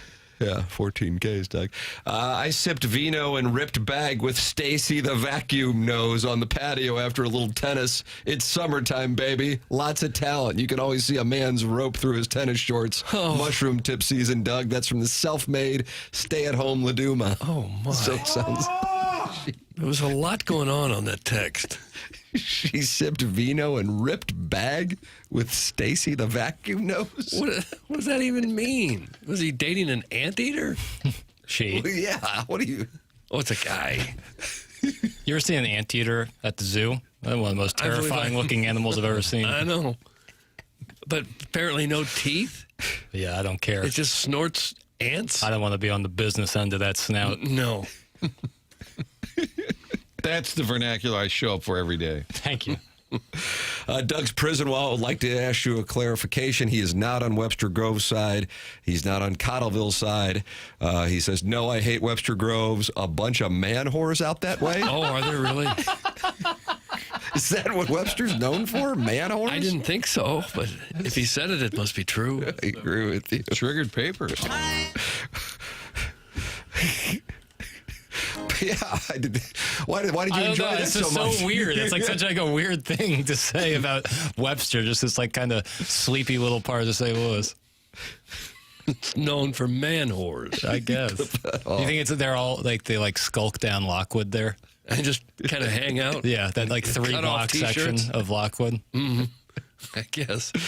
Larry Nickel is complaining that you're not taking his call in the Michelob Ultra YouTube chat. Chambers got his hands full today. That's all right. I got him on right now. You want a piece Well, of that that? was quick. That was Wow, quick. look at that. That's instant service right there. I just went into the Michelob Ultra YouTube chat, saw 232 friends, and they're talking, including the Busty Billiken and Big Illusion and Larry Nickel, who says, I can't get through to do the wrestling recap. But Doug, I think he might be on right now. The Okay. Callie and Thompson phone lines. Hello, Larry. Hello, Hey, guys, Larry. what's up? Yeah. Oh, Larry. Yes, Doug. Okay, there you are. All right. It's nice that we have you. Why wouldn't Jackson take your call? Every time I called in, I got the can't get through message. Horrible. Sorry. All right. Is that Jackson's fault? I'm not blaming Jackson. It's just that I just couldn't get through. Okay, that's fair. How about what took place this weekend in Italy, Doug? Unbelievable. What happened? What happened in Italy? There was a premium live event called Clash in Italy. Okay. At the Vatican, no doubt. Roman Reigns beat Jacob Batu, and Becky Lynch was the only champion to lose her title. Okay. Was that surprising to you? Yeah, because she always finds a way to get it back. Oh, okay. Was she retiring or something? No. No, because usually that's when someone will lose their title. That's I've had enough. Condescending tone there is just outstanding. So what, they're just not as motivated anymore, and then that leaves a weakness, and they're exposed, and they lose the No, match? because they write them off. If they're retiring for some reason, they've made enough money, or in her case, maybe she's going to have a child or something, and say, yeah, it's time for me to lose. And so the writers will say, all right, you'll lose in Italy. Could that be what Doug? happened here? You are half right Okay. What half? about having a baby. Oh, Oh, is that right? that's why She's pregnant? quitting? No, she was pregnant when she was the Raw Women's Champion. Congratulations. Okay. But now she's out. And then when they had the Money in the Bank ladder match at the World Headquarters, Yeah. they didn't know that the women's match was for the championship. Who didn't know? The female competitors in the ladies' Money in the Bank ladder match. Why wouldn't they tell them? They wanted to keep it as a prize. Oh, okay. Sure, whatever. A surprise championship match. Yes. Okay. Well, what else happened over there? Well, all the championships that were up for grabs were retained by the champions, except for the women's Intercontinental title match. Yeah, that's what I understand. Anything else, though, unusual or Any great Italian newsworthy? cameos? Did they bring out somebody of local note? No, they did not. No. Okay, sorry. Okay. It was a good try, though, Martin. So what else do we need to know about this? About what? Well, Last about night what I you called said in I was for. Sunday night. What? Which night, Doug? Oh, well, something happened last night that we need to know about. Yes, there was, Doug. Thanks for asking. Okay. Have any decent questions? There were qualifying matches for the King and Queen of the Ring tournaments. Okay. For the King of the Ring, it was men's Intercontinental champion Penta, Yeah. Obafemi, Solo Sikoa, and Carmelo Hayes And the winner of the Fatal 4-Way was Over Fenny, who, by the way, got beat by Brock Lesnar Sunday night. Oh, did he? Okay. Yes. And then in the women's tournament for the Queen of the Ring, Yeah. it was Io Sky versus Roxanne Perez versus Lash Legend versus Julia. And the winner of that Fatal 4-Way for the Queen of the Ring tournament was Io Sky. Okay. Pretty exciting stuff. Larry, what do you, And there was Larry? something- Larry, are you taking questions? Yes, I am, Martin. Okay, thank you. What are you watching right now? The station that you work at. Oh, there it is. That's why Larry is a great American. Wow. Strong call. Larry, you have the top 5 countries in the world at your disposal. Yes, I do, Tim. Thanks for asking. Okay. Number 5 will be Mexico. Okay. Number 4 will be Greenland. Greenland. All right. Number 3 will be Italy. All right. Number 2, Canada. Yeah. Number 1, United States of America. There it is. Well, It's nice. so Leonard Skinner. It's nice to have that in our back pocket. This is still the Cardinal victory song? That's is right. it? Larry, God bless you and God bless these United States of America. Yeah, God bless America. There he is. All It's right, Larry Nixie. Nickel with us, giving us the rankings and also the update. Did you watch any of that? It was fun to see Italy being treated to some American culture. I missed it somehow, some way. I missed it. Did you watch It's it? America. Yeah, what are you going to judge me? But the cat. So that was a big pay-per-view they had in Italy, I guess. What a treat. Well, I missed it. I didn't even know what was going on. Doug's prison wallet does not think Larry was being honest about watching the 2 Fox and was watching a rerun of Murder, She Wrote with the great Angela Lansbury. Yeah. Murder, she wrote. Pat Summerall. It's even longer than that. Murder. She wrote. Nice. Skip Schumaker coming up at 9 o'clock. Jamie Rivers in studio. Also coming up in our 9 o'clock hour, we have the Design Air Heating and Cooling email of the day coming your way at 9:45. Send yours in the morning after at InsideSTL.com. The morning after at InsideSTL.com. That is how you can participate in the presentation. Martin, you know anything about Seth Goldcamp's business? I do. Thanks for asking. Design Air, longest running sponsor on TMA, but also a family-owned and operated business for more than a century. So that means they've been making sure folks in St. Louis are comfortable year-round. Technology's changed, but their commitment to you, the customer, has not. They just got a great team. We talk about it all the time. Great employees, so when they're doing a repair or a replacement, if you need a brand new unit, Design Air is the company to go with, or for all your repairs year-round. Sign up for a maintenance plan. That way you know you are covered. They get in there. I think I've got a maintenance tune-up scheduled for next week. They're going to come out and make sure everything's running properly before summer takes hold. DesignairService.com is the website where you can sign up for that plan or set up your appointment. So many great reviews online, but also just the feedback we get from the listeners when they have Design Air come out to do a repair. Furnace in the winter, AC in the summer, you're always getting the best. It's family-owned and operated. Seth Goldcamp, still really proud of the fact it's a family-started business, and they've kept it in the family. It's not been sold to some out-of-town folks.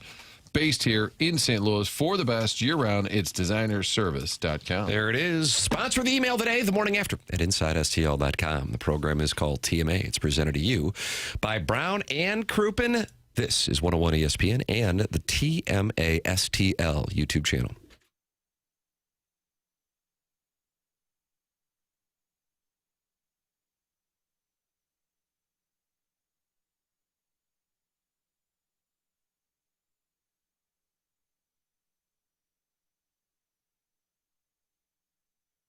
Michael's Baths. Man, Martin was showing us pictures of the work that they did at his house. Unbelievable. Truly unbelievable.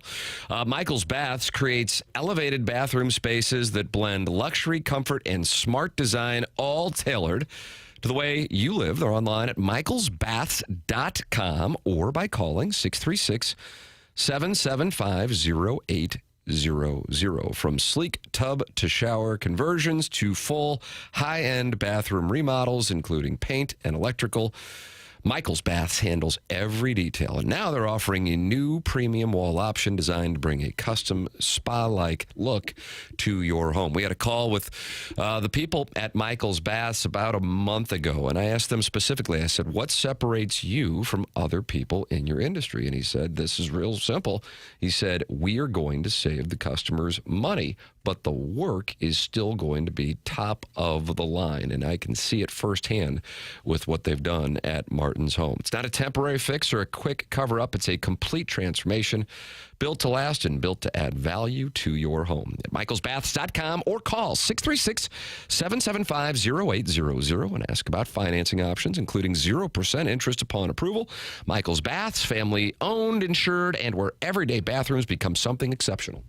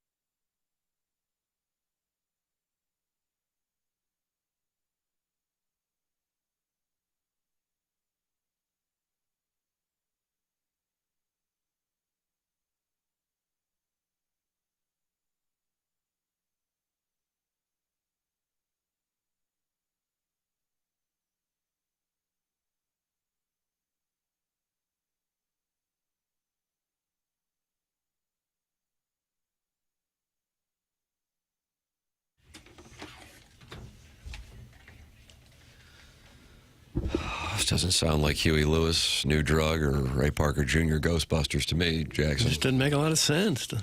I'm sorry, I didn't know that's what we were doing, but I can do that. I can have theme? you play the audio back for me if you'll find it and play it. Yeah.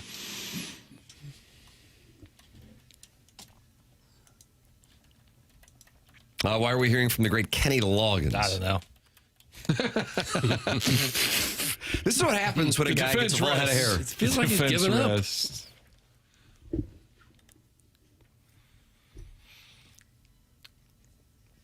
At 9 o'clock, Skip Schumaker will be with us here on the Polos Plus dossier. Jamie Rivers dropping by the Stiefel Studios as well. Design, Air, Heating, and Cooling email today comes your way at 9:45 here on the Morning After. You can watch the program on the TMA STL YouTube channel and join in the conversation there with 247 of your closest friends, including the TMA remote lamp, who says Marsh's Sports Center updates cucks Jackson's. And he spells your name Jaxon. And you don't like that, right? It's not my name. Well, it sounds the same. Yes, but that's not how you spell it. No, it sure isn't. That's a key. Yeah, everyone's Sports Center updates are better than mine. 100%. Not going to hide from that fact. There you I go. disagree. But I don't care. Oh, my God, there's this attitude. Wow. No. He went to like cool school. Yeah, cool school. And now he came back and he just doesn't give a rip. Is that CBC? Is CBC cool school? No, I feel like it's you leave town, like you were gone for the weekend. You went to cool school. There's some workshops, how to carry yourself, not to be deterred, and maybe even like a look that you give. It's a little bit of, I'm better than you. It's a vibe for sure. Papers, we have Skip talking about what his favorite memory in St. Louis? Some of his favorite memories. Okay, here.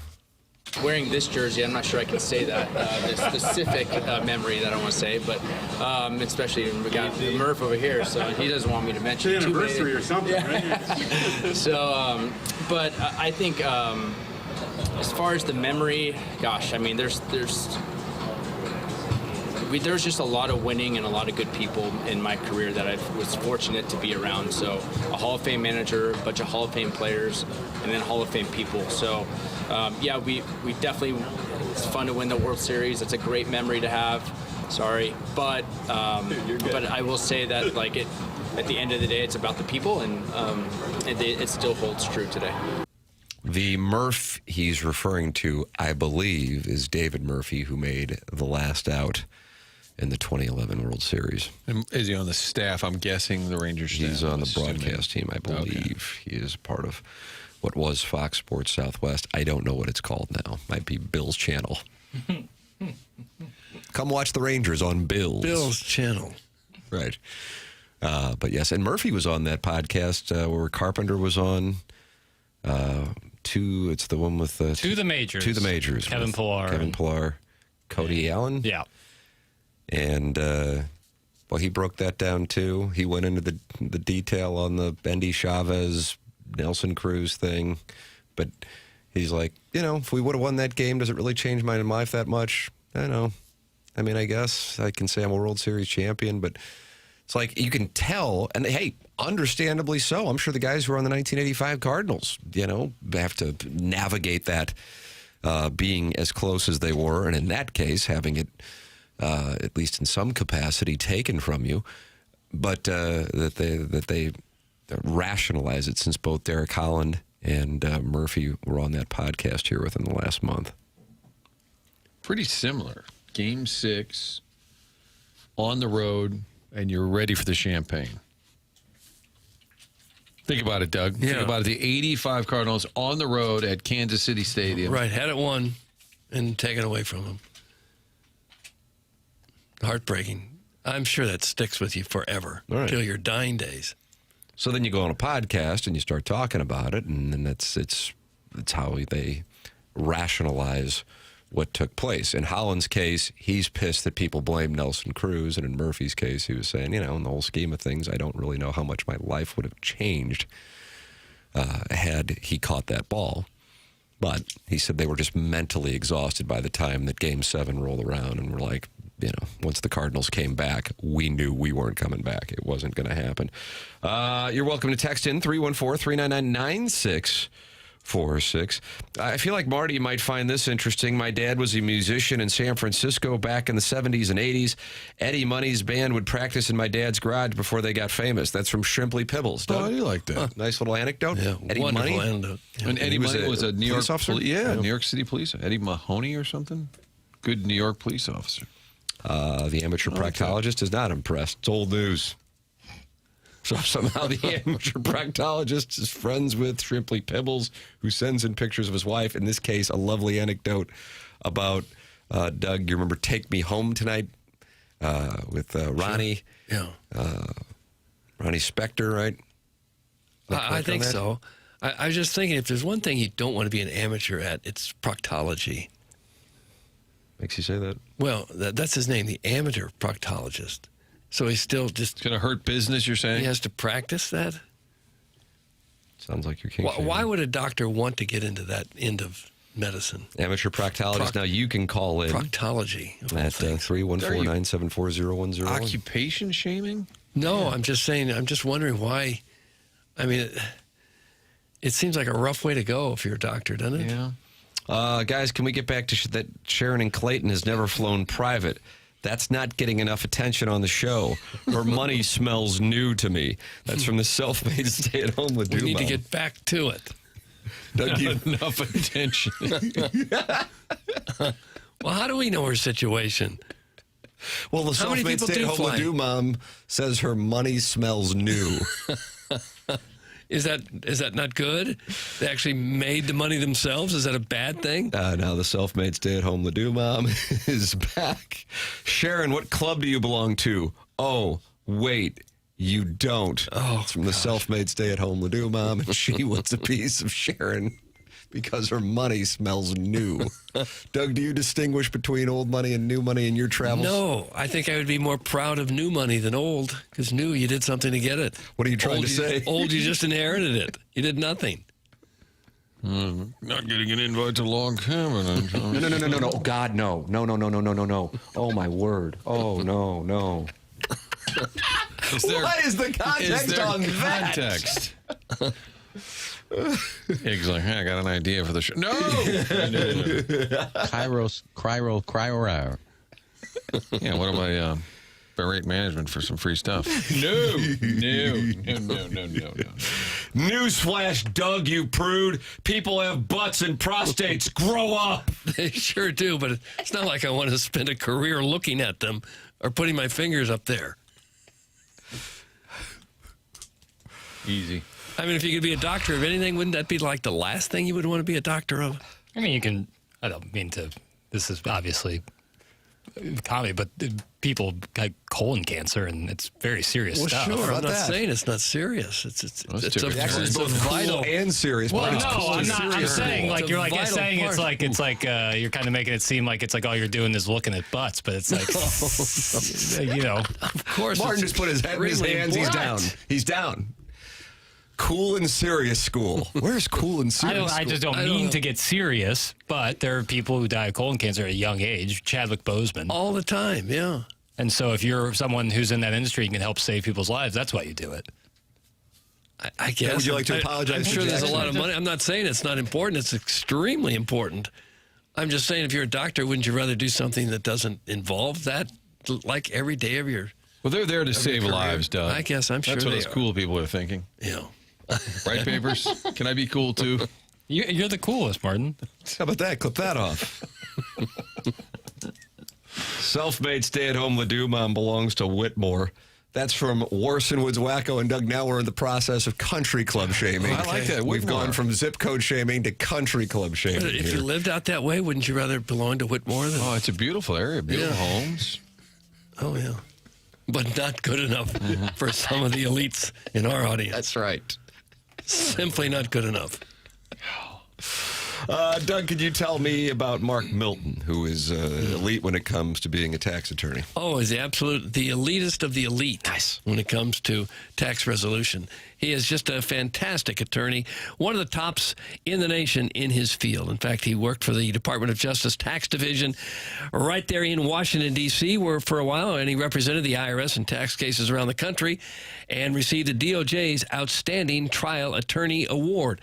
If you have any kind of tax problems at all, unfiled tax returns or tax liens, bank levies, wage garnishments, that type of thing, or maybe even worse, you're facing IRS criminal investigation, Mark Milton is definitely the guy you need to know and contact. He is at stltaxlawyer.com. Mark Milton and stltaxlawyer.com provide a local and holistic approach to tax resolution. Don't be sucked into the out-of-town tax resolution groups you hear about on TV and radio.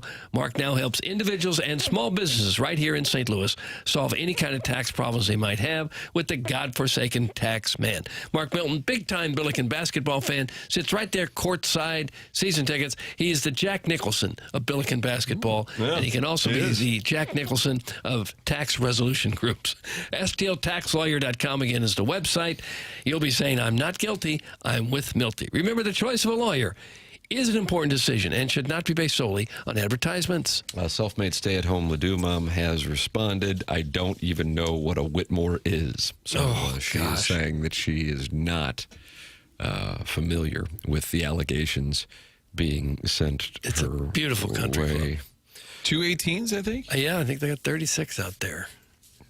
Let's go get some work in. Huge pool. Let's see if we can compress the ball. See if we can compress it and just lower that dynamic loft. I don't know that I can do that at Whitmore any better than anywhere else.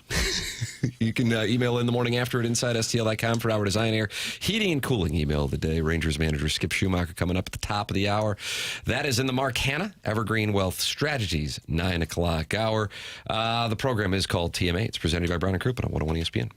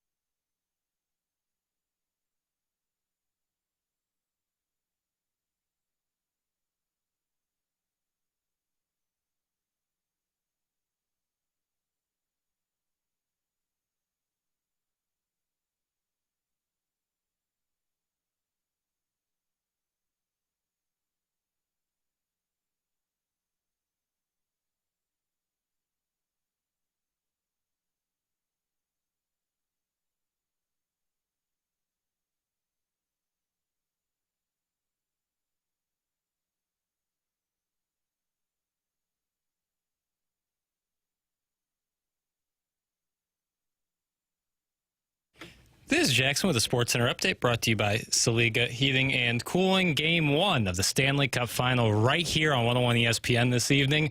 Hurricanes, Golden Knights, pregame 6:30, puck drop at 7. That was another Sports Center update brought to you by Saliga Heating and Cooling, a Daikin heating and air conditioning dealer.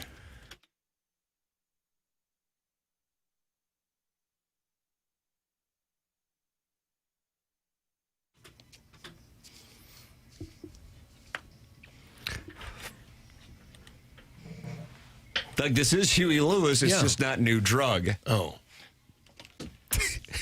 Okay. I thought you just wanted some off of sports, a selection off of sports. No, we had a conversation about the litigation between Ray Parker Jr. and Huey Lewis in the news. Ray Parker Jr.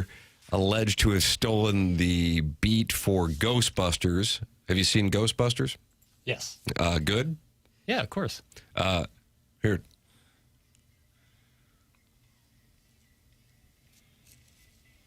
So you hear that, Doug? All right. Yeah. Now, if papers, you can pull up Ray Parker Jr., Ghostbusters.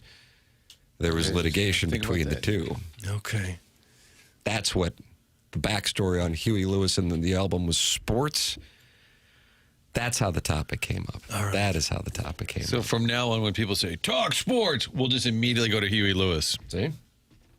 And talk about the album. Mm-hmm.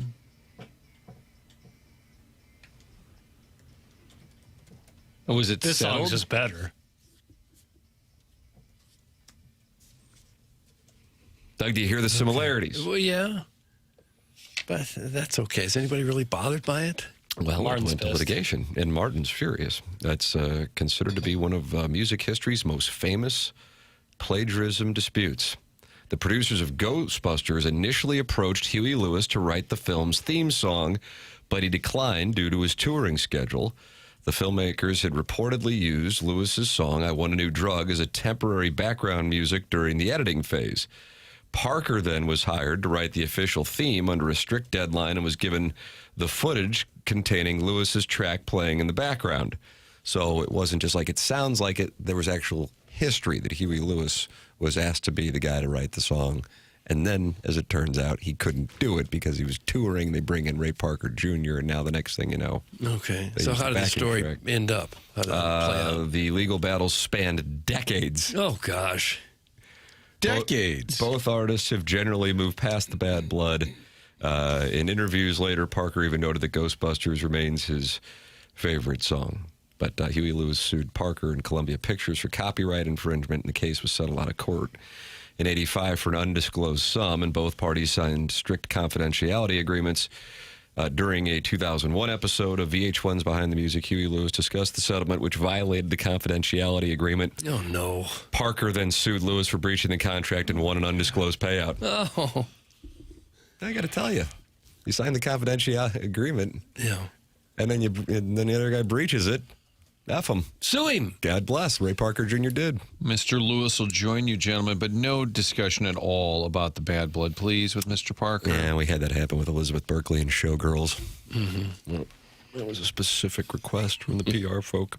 Did that just ruin her career, that movie? Papers? Because she was very young do when much she after. did that, right? Yeah, 95. And I don't believe she did much after that. She did our show. Right, so you got that. Is that listed as a credit?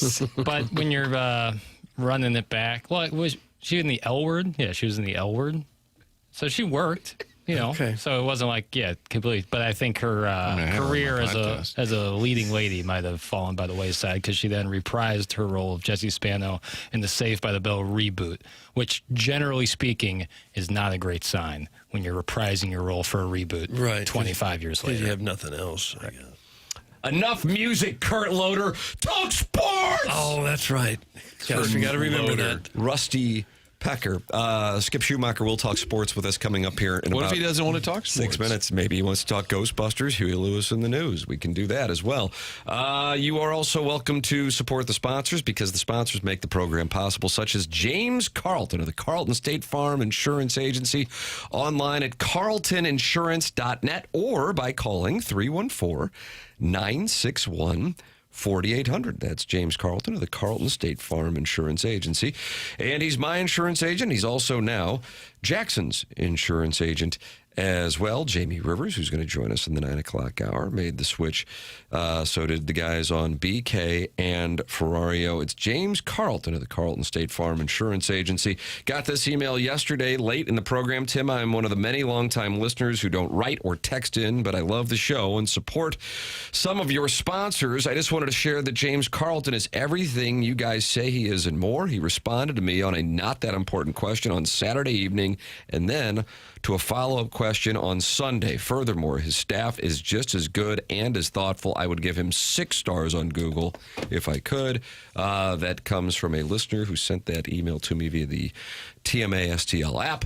It's James Carlton of the Carlton State Farm Insurance Agency. 314-961-4800. Go online at carltoninsurance.net. If your insurance costs a leg and an arm, call James Carlton. State Farm. Skip Schumaker joining us next here on TMA 101 ESPN.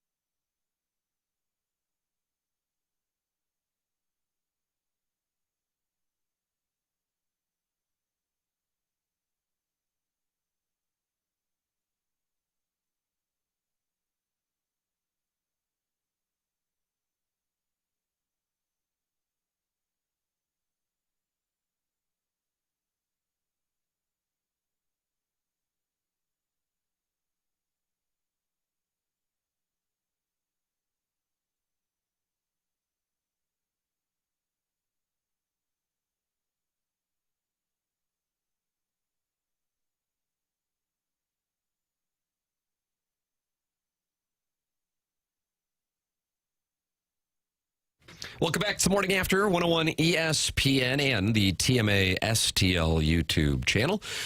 Tim McKernan, Doug Vaughn, Martin Kilcoyne with you on the program. Little Jackie Papers on the ones and the twos. And we welcome to the program friend of the show, Rangers manager Skip Schumaker. Morning, Skip. Hey, good morning, guys. Thanks for having me on. Thank you for joining us. How are you doing? I'm doing well. Yeah, it's good to be back in St. Louis. A lot of familiar faces from the other side. Always good to catch up with the coaching staff and the field crew and media personalities. So it's been a fun couple days so far. So what's the story of the T-shirt? Because Ali Marmol is walking around with a Skip Schumaker T-shirt on. And you said he wasn't supposed to put it on immediately? Ollie and I have a really good relationship, and throughout the last couple of years, we would send stuff over whenever, each one of us would come into town. So when we would arrive, something on our desk, kind of in a joking manner, would be sitting there. That T-shirt was a giveaway a couple days ago, and there was, I know shockingly, there's a lot of extras laying around in Texas. So I decided to bring a couple with me and present them to Ollie and have him on his desk when he showed up. But the last thing I thought was he was going to wear them during batting practice. So touche, good for him. And that was it's just a funny kind of say hello to Ollie when we got to St. Louis, but I wasn't expecting him to wear it during BP, that's for sure. I was telling the story earlier, you Ollie's first year as the manager, 2022, you're the bench coach, but it took a little back and forth. Like it's not that you didn't want to be here, but it was a commitment with the family and all that, and yet it turned out to be a great moment in just kind of launching your managerial career. Yeah, I did. I didn't know what the next step was for me. And Ollie got the job here in St. Louis, and we had a conversation. And, initially I just didn't know if I wanted to leave my young family in California. And that was really a hard decision to make. And my wife was, wanted me to pursue it. And, if there was one place to go, was St. Louis. It was an easy flight, and Ollie made it very, very easy for me. And the relationship was, we hit it off right away. And listen, I owe Ollie a lot. He took a chance on me. We had a relationship, but it wasn't like a really tight one before him hiring me. And, he propelled me to, become a manager the following year. So I owe Ollie a lot. I learned a lot from him, and it was a really, really fun year. When you were a player, a young player especially, were you thinking that someday maybe you'd want to manage? Never once. Yeah. Really? Yeah, I never thought about managing when I was playing. I was just trying to survive, to be honest with you, trying to stay up here, not get optioned for the 18th time, and try to be, as good as I could for as long as I could. And once I was done, there's a second part to your career, second part to life, because most guys are done at 35, 36 years old. And what was the next step for me? And my wife told me when I retired, I'm not your hobby. So that was number one. So I had to figure out something to do. And that ended up being the way to go, the route to go. And I just ended up, loving coaching. And here I am managing now for the, I guess, third year, fourth year. How did the Texas come about? Was it through Chris Young? Because obviously you had success in Miami, then they went in a different direction, so you were able to leave there. And then it seemed like a good situation because Bruce Bochy had one more year to go. How did that all happen? Yeah, when I left Miami, obviously I became a free agent, and I did some interviews for managerial jobs, but I decided to pull my name out, and it didn't feel like the right time. I just didn't want to take another job just to say I'm a manager. I wanted to make sure I was around the right people, the right organization, and wanted to have fun coming to work every single day and an organization that was about winning. Michael Young, Chris Young, Ian Kinsler, Nick Hundley, I had really good relationships with them throughout my career, and they're all Texas Rangers. So they offered me a special assistant job right away. And it felt like a no-brainer to join an organization that just came off a World Series a few years prior. And, I got to learn from Bruce Bochy and get to watch from a potential Hall of Famer, or a future Hall of Famer, I should say, do his thing, and which was really great for me. And I also got to have a little reset in my life where I got to spend time at home with my family, but also watch a Hall of Famer do his thing. And then this progression just kind of happened. Is managing more fun, more pressure, maybe even more work than being a player? I think being a player is what's much more challenging because, you do whatever you can as a manager to put the players in the right position to succeed. That's the goal. And your job is wins and losses. And, you'll get fired eventually. We all do. But you have to do whatever you can with the roster you're given. As a player, it is a daily grind of trying to survive in the most challenging environment, trying to hit 95 and trying to field the baseball, which we all know wasn't very good at. And so it's much more challenging for me as a player over 162 than managing. Yeah, I'm sure that's true. People don't probably appreciate the day-to-day struggle, unless you're a superstar, the day-to-day struggle of just trying to stay in the major leagues as a player. Well, I actually think it's harder as a superstar, to be honest with you, because the pressure of, carrying a team every single day is real. And, I don't think the superstar, really understands, the challenge of a utility guy coming off the bench and pitch hitting. And I don't think the utility guy really understands the gravity of being a superstar and being the face of a franchise and being the guy. If you don't win, you're the one facing the cameras every single day, and you're the one that's supposed to be leading the clubhouse. And there is a ton of responsibility when you're signing a $300 million contract, as opposed to a guy that's making a couple $1 million a year. So I think it's both. I think there's pressures with every guy on the roster in different ways. Are you surprised that Albert wants to do it? We joke, hey, go buy an island and just live your life. But he is, interviewed for jobs. He's done it in the off season and down in the Dominican, and he seems pretty passionate about this idea. What's your love? What do you think of that? Yeah, I think Albert can, he's fortunate to do whatever he wants, right? Because of the career that he's had, obviously a Hall of Famer. And, but I think he has, I think when you retire, it doesn't matter who you are, you search for competition. And he wants to challenge himself. I think he's good with, he's really good on MLB Network, and he's good on camera and all that stuff. He did a good job at the WBC. But Albert is a special man. He's a leader. I think he wants a challenge and to lead an organization to try to win a World Series. And I think he's built for it. I don't think every superstar can do it, but I absolutely think Albert Pujols is built for it and made for it. And I think it's only a matter of time before he takes over an organization. There haven't been too many players of his caliber that were successful managers. Maybe it's hard for them to understand why some people don't hit 340 with 45 home runs every year. I don't know that because I've never done it. Yeah. So maybe. But I think that, again, Albert, it's not like it came easy to him. The guy worked every single day. And I think that's it's different for some superstars can wake up and, it's just they go to work and at 7 o'clock they get 3 hits. Albert could do that. Don't get me wrong.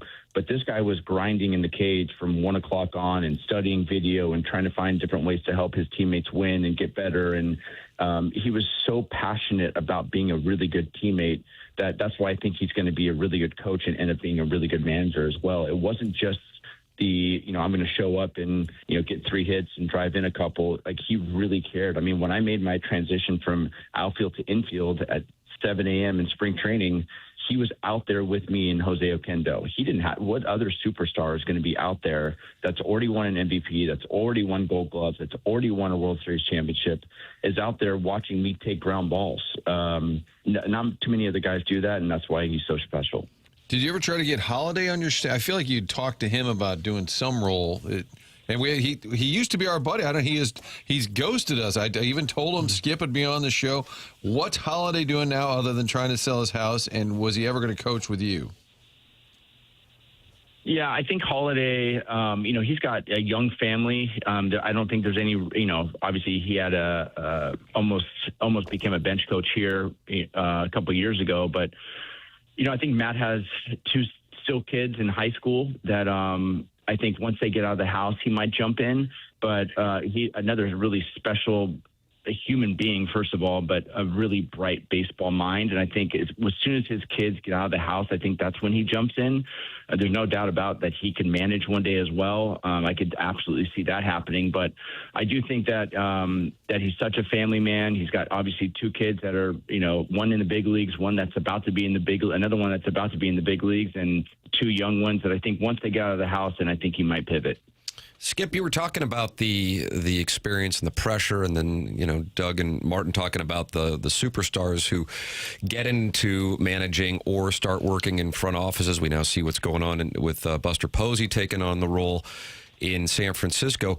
Outside of the element of the money players are able to make, there's also the pressure that you guys were referencing, and I'm curious, would losses eat at you as a player, and then compare that experience when you're a manager and it's a loss? And I also would put under that a subset of the following. When a player just doesn't execute, but you've got to wear it as the manager, you can't say anything about it. Or where you look at one of your decisions, and does that keep you up or wake you up in the middle of the night? So what is that experience, comparatively speaking, following a loss from the player to the manager side? I think both. I think the moves always eat at you as a manager of what you could have done, especially bullpen wise. Could you put another guy in there that could have thrown up a zero, and then you kick yourself for maybe holding a guy on, or keeping a guy out there too long, or what you could have done differently. You always think about that part of it. As a player as well, as you go home at night and you think about what you could have done to help your team win the game, and were you the reason why you lost the game, or what you could have done better. So I think it's both. I think you're answering a lot more questions as a manager of, and getting second guessed a heck of a lot more than you are as a player, obviously, because you don't have to answer to everything, every move that a manager makes as a player. But as a manager, you have to be ready to take shots, and you have to protect the clubhouse. The last thing you want to do is throw any player under the bus, and because they read everything, they watch everything, and but the other side of this thing is you have to tell the truth. You can't BS the media guys because they have a job to do as well, and you don't want to lose their trust. So it's a fine line, how you go about it as a manager. You're on camera 3 times a day, it feels like, pre, post, and during the game. And so you just have to be careful navigating, what you talk about a player, his production, and you always go back to how you can get them better. And, to me, I always put the blame on myself, and wins and losses, or mostly the losses, just because of the moves that I could have done or I should have made to put our guys in a better spot to win. We oftentimes hear, and this isn't limited to any particular organization, but that front offices are dictating moves, or analytics are dictating moves. I feel like your former manager, Tony La Russa, got back into it to kind of prove that the famous men, not machines, human element is such an important intangible that numbers can't dictate. How much for you do you lean on analytics? How much for you do you lean on intuition and being a former player and knowing some things or trusting some things that wouldn't necessarily be conveyed through numbers? Well, Tony, the first thing he told me when I got the job was, make sure you make the move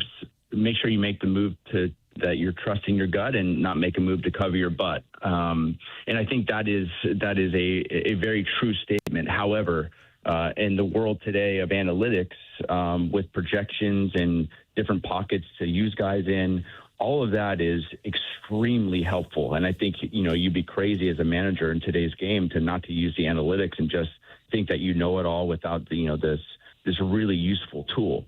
I will say that the tool of the projections and this, kind of piece of paper that you do get from the front office, they don't always understand the human element where, the guy that is projected to do really well tomorrow is also grinding in the cage right now and doesn't feel like he has a chance in heck to get a hit tonight. Mm-hmm. Or the guy in the bullpen has pitched 2 out of 3 games and is down tonight. So all of that stuff is also real. And I think the last thing is, what you can't do is be a puppet. And so that clubhouse, if they think that you are doing everything based on front office decisions, then why are you here? Why are you managing? And I think that's you have to make sure that you're very careful on making sure the clubhouse knows that you're managing, you're using analytics, and you're using projections. There's no doubt about it, about lineup construction or bullpen matchups. However, ultimately, the wins or the moves are made by me and not a piece of paper. And the fact that you played the game, and you joke about your career, but you played for a long time. When you pull a player in or talk to him, whatever, I would think that always carries a little bit of weight, because you can say, listen, I got sent down this one time, or I was up there in a big moment. I mean, how often can you relay to a player something that you experienced during your career? Very often. I think that there's a human element, and there's also street cred. And what I mean by that is I hired a staff that, is obviously really good at baseball and their baseball minds, and they, are hired to get guys better and to cover my blind spots. But I also have a couple guys on my staff that have won a World Series as a player. They've played a long time in the major leagues. I have Travis Jankowski, who reminds me a lot of John Jay at first base now. I have Rod Barajas, who sits next to me, and caught in a World Series and a winner, and has played 14 years. And so I needed to guys around that have done it before, that have street cred, that guys can come up to and talk to about what they're feeling, because they've been through it before. On the flip side, I don't think you have to have every guy on the staff to have that part, as long as they are have an understanding of how you can get the player better. At the end of the day, that's really what the player wants to know. Well, what do you think is the ceiling on this, the current Ranger team you've got? Is this a team that can go a long way? What do you want me to say to that? Well, I mean, I have Jacob deGrom and Nathan Eovaldi on the mound, and I have thanks for saving him for this trip. Wyatt Langford coming back off the injured list. So, listen, I think every manager believes in their team, or they wouldn't be here, right? Like, that is, you have to have this crazy delusional belief in your team and in the player that you are going to win every single day when you step on that field. If you don't think that, you shouldn't have this. You shouldn't be in this seat. And I think there's 30 managers out there right now that they believe that any time that they can get on a run and make a push and make this thing interesting and try to get meaningful games in September, to get into meaningful games in September. If you don't think that, quite honestly, you shouldn't be a manager. That's just my opinion. And I don't think, I think that would be my answer, no matter what part of the season we're in, unless it's August and September and we're completely out of it.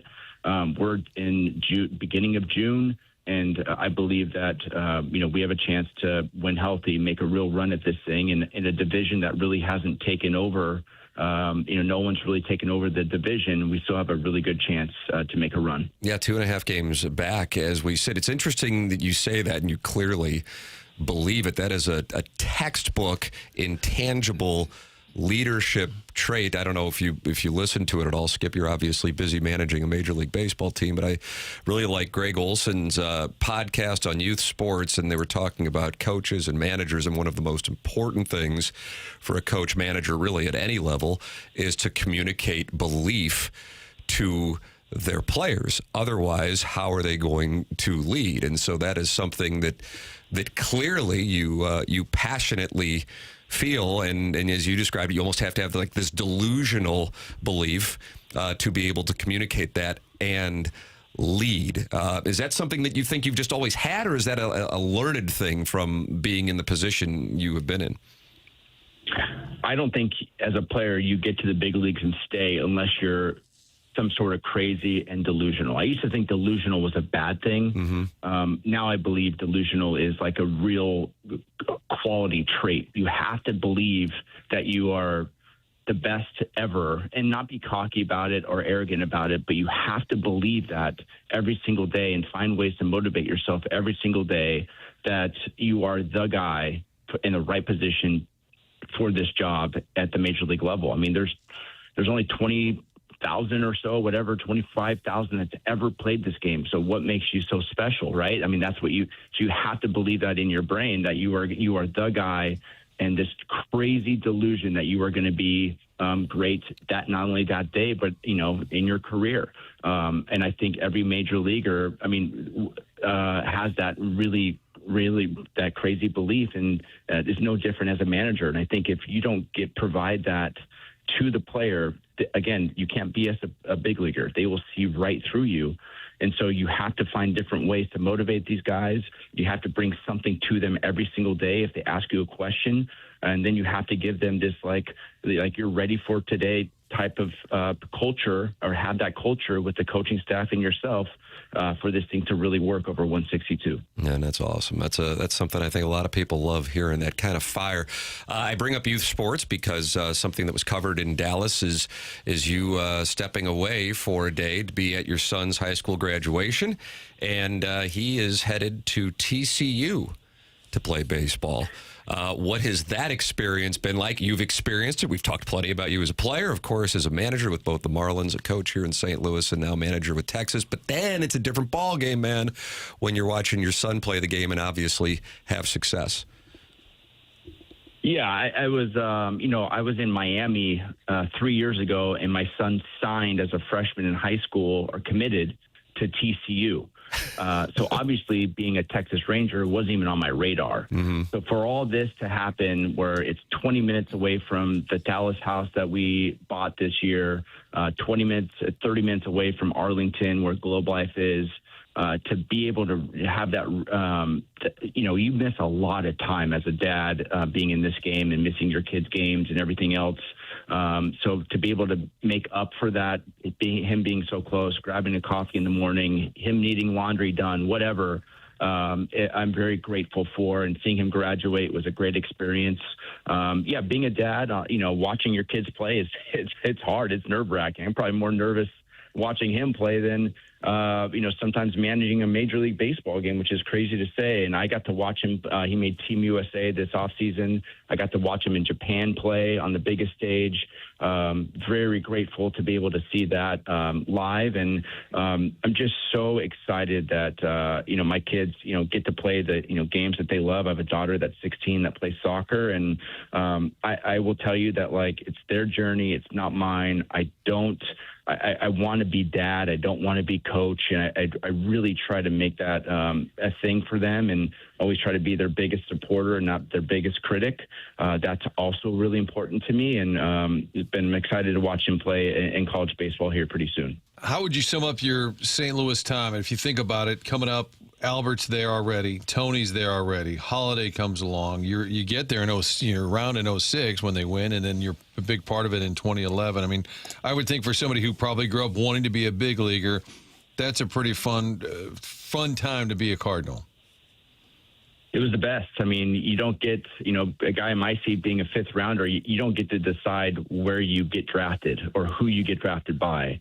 And I was very, very, very blessed to be drafted by the St. Louis Cardinals in a time where they were about winning. Tony La Russa was the manager. Albert Pujols was already in the, here winning a World Series. And Jim Edmonds and Reggie Sanders and Larry Walker. And I just been around such a good group of guys that empowered me and helped me. And not only as a player, but as a person.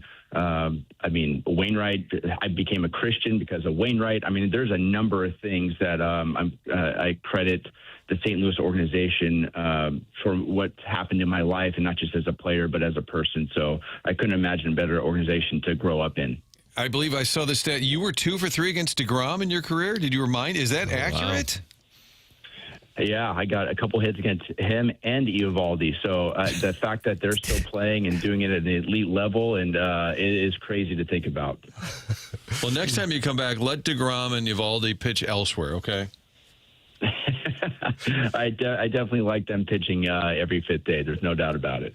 Skip, we appreciate the time. Really enjoyed the conversation as well. Great to have you back in St. Louis. Thrilled for your success, your family's success as well. And thanks for taking time out of your morning to join us here on the show. I know a lot of listeners love hearing from you and are happy for you as well. So thanks so much.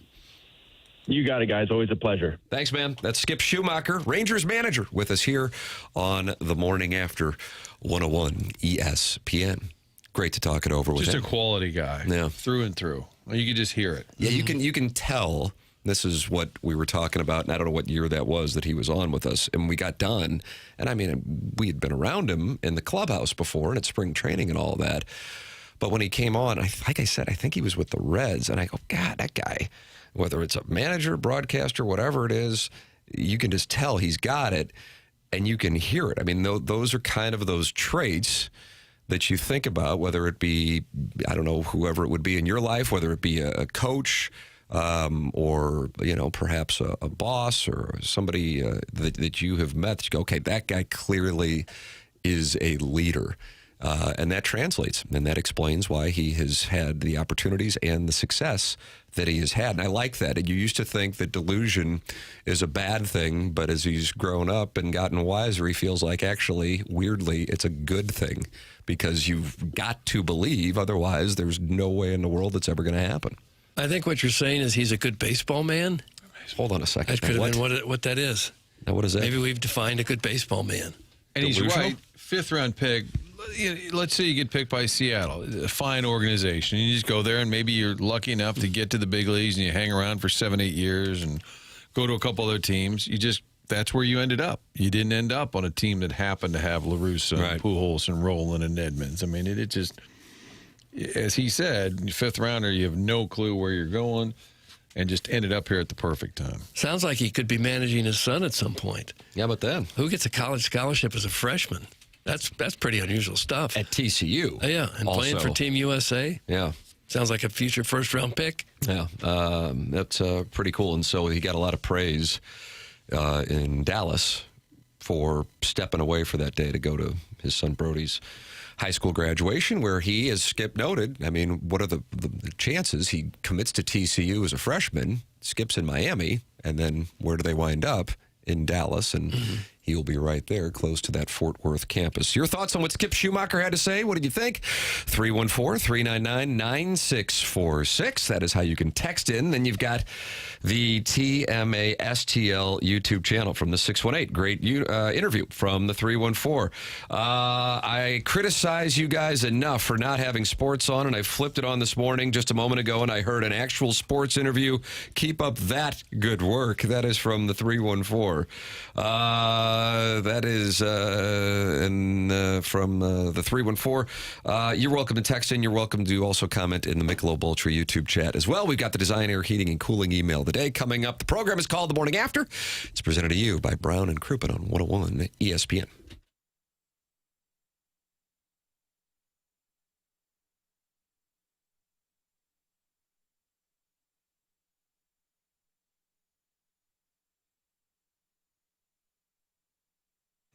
We had the folks from Michael's Baths come out in January, and we said, take a look at this bathroom. This is the kids' bathroom. It's old. It's beat up. It needs to be refreshed. They put a plan together, reasonably priced, and said, we're going to be able to come in and do it in about 2 weeks. And they did exactly what they said. A lot of fun to show the fellas here on the dais, the before and the after photos. And when you deal with Michael's Baths, yes, family owned and operated. Michael himself started this company. His daughter answers the phone. And when they come out to your home and start to draw up a plan, it's not a salesperson. It's a former installer, so they know exactly what they're talking about. All the reviews are 5-star. If you're hearing this, if you're in the listening area for 101 ESPN, they will come to you and put together a plan, a design, whether you're doing a whole redo, a whole renovation, or just taking out a tub, putting in a shower. A lot of those conversions are done as well. It's real simple. The process starts with a phone call, 636-775-0800. 636-775-0800. That's all they do is renovate bathrooms. And they've got a great team of employees that are all directly working for Michael's Baths. Sometimes you get folks subcontracted out, and that gets to be a little messy. Nope. They all work for Michael's, and they do a great job. It's unbelievable the difference it will make when you redo that bathroom. Get online at michaelsbaths.com or call 636-775-0800.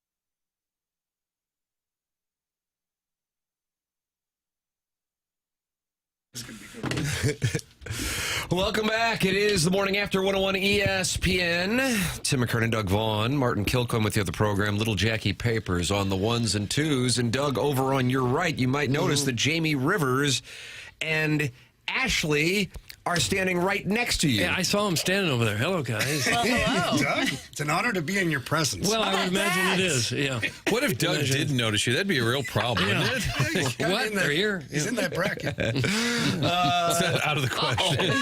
Doug, you just took. I did. You just took a little hit. Suspend him right off the top. Jamie Rivers has been suspended. You should have. He's kind of suspension log. Just like that, it can happen on this show. Wow. Actually, that's what goes on in here. And then Jamie told you, don't look at the text inbox. Yeah, do not. Or the YouTube chat. Yeah, has Jackson turned that off? Imagine. No, so beware. Yeah, don't get distracted by it. Jamie, you came into the program a couple weeks ago after the Morning After, which is known as the Ken Iggy Strode Show. Yes. And Ken's complaints? Is that what it is? Ken's complaints. And let us know what you guys had going on. But for those who didn't hear you on after the Morning After, let everybody know what you guys have going on here. Yeah, well, I'm going to hand it over to the boss. The boss is here. I talked about it last week that we were getting into the health and wellness field. But I'll pass it over to the big dog, our clinical director. Nice, clinical director. No pressure here. yes. So we are co-owners of Synergy Integrated Healthcare. It is a multidisciplinary wellness clinic based in Chesterfield. We're right at the corner of Clarkson and Baxter. We were previously the Ozzie Smith Center, and we just took over and rebranded into our own new brand. But we provide chiropractic, acupuncture, decompression, and regenerative medicine, including PRP, which is platelet-rich plasma. So I can tell you all about that. How about that, Doug?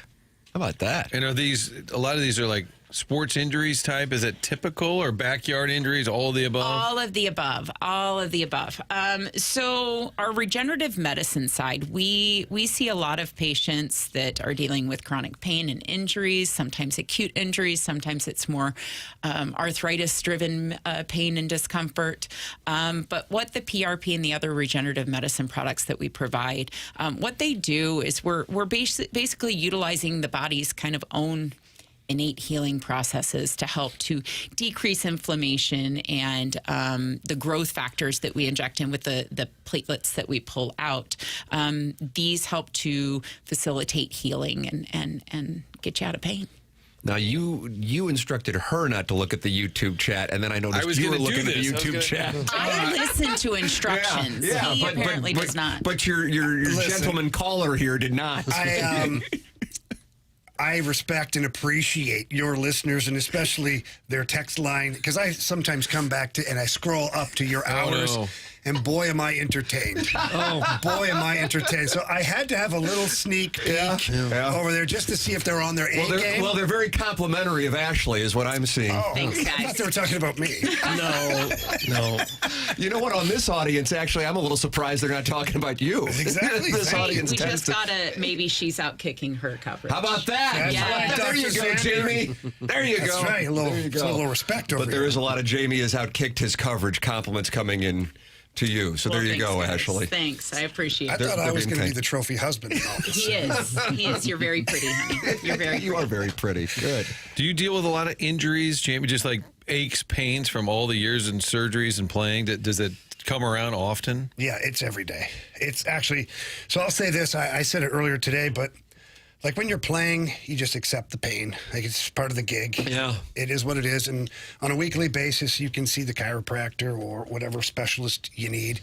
When you retire, like you really don't have that at your disposal. Yeah. And I guess you could go, but yeah, you kind of just brush it. It's just pain. I'm living with pain. I'm getting old. I'm beat up. It is what it is. And every day you wake up and, you know, it used to take me like a while, I'd call it, to lube up a little bit. Like the knees couldn't get going, the shoulder, the back, and getting down the stairs in the morning was a very difficult task.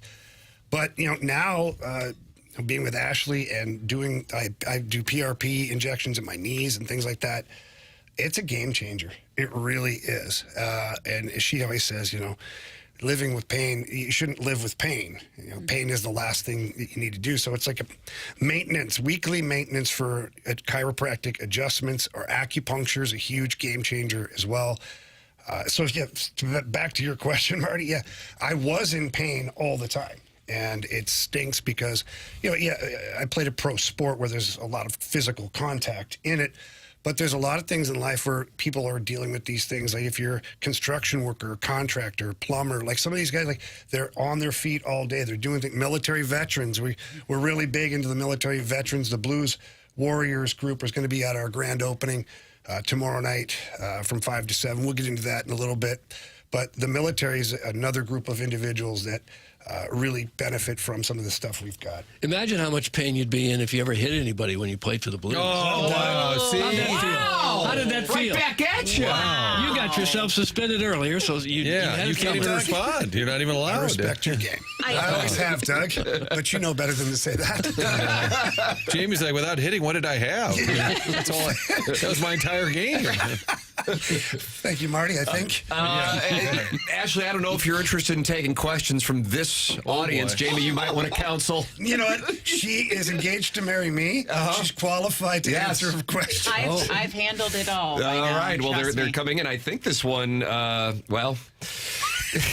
I thought, Martin, it's one of our favorites, Harrison's brother Master. I don't know how active he is with you guys on the fast lane. I figured he was. Yes, you are. Yes, I know that he was. Is he going to ask Ashley what they should do with Cairo? Nope. He's got one that looks like it's a medical question. Doug, you can determine that. Okay. Ashley, I had to get rotator cuff surgery a couple of weeks ago. How long do you think before I can handle myself? Nope, right there. No, what? Right there. You walked right into that one. It took a turn right there. Yep. But it is an important part of life, actually. Your take? Inquiring minds want to know. Oh my goodness! I would say ask the actual doctor. Go to the actual doctor on that. Band exercises could help him. No. See, Doug? This is the stuff. What's happened to this segment? I don't know how you guys act on the fast lane, but we don't do that kind of material here, Jamie. Thank you. Big Tough says, hey, Jamie, you need to tough Jackson around again because he's getting a little too big for his britches with that new pompadour he has. You know, Jackson is growing hair like a weed over there, and he's gotten a little cocky here, the audience has noticed. Now that is that a pompadour? Oh, yeah. What have I told you about doing that? If you put him up, you better mean it. You better be ready. Wow. So the grand opening is Thursday, right? Yeah, we're doing a grand reopening open house Thursday from 5 to 7 p.m. Like I said, we are in Chesterfield at the corner of Clarkson and Baxter, 16216 Baxter Road, Suite 300. So the St. Louis Women's Healthcare Building that's right there on the corner. We're up on the 3rd floor. But going to have a lot of Blues alumni popping in there. A few other special guests. We will. So it is an open house. People can come by. Yeah, come and go. It's not invite only. It's come on in, check it out. How about that? Nice. So we are going to do a regenerative medicine, a PRP demonstration, so patients can kind of see on what a to local celebrity. Yeah. Nice. But then also be available. I have a nurse practitioner, Alicia, on my staff who does a lot of my regenerative medicine treatments. She will be there talking about not only that, but also some other services that she has to offer.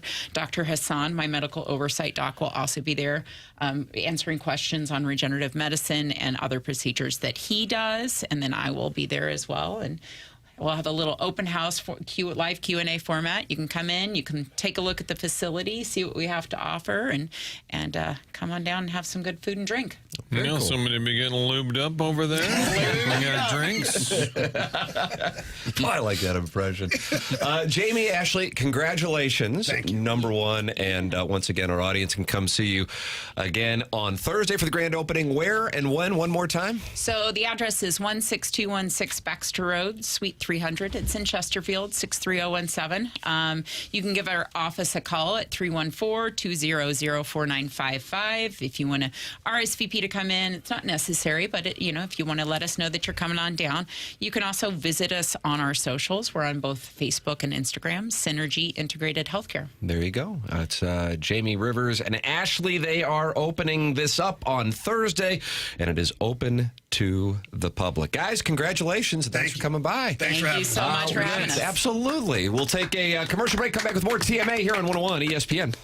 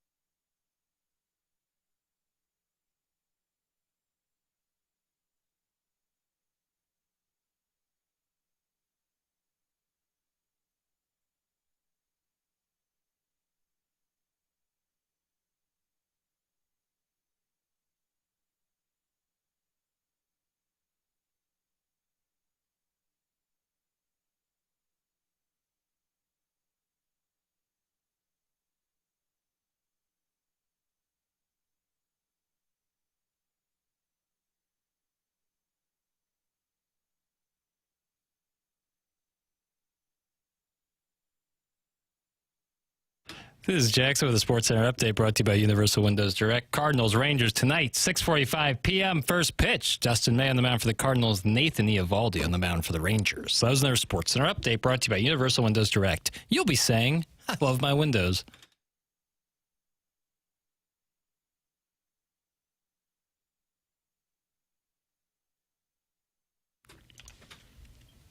Doug, is it Will Smith's birthday? I don't know whose birthday it is.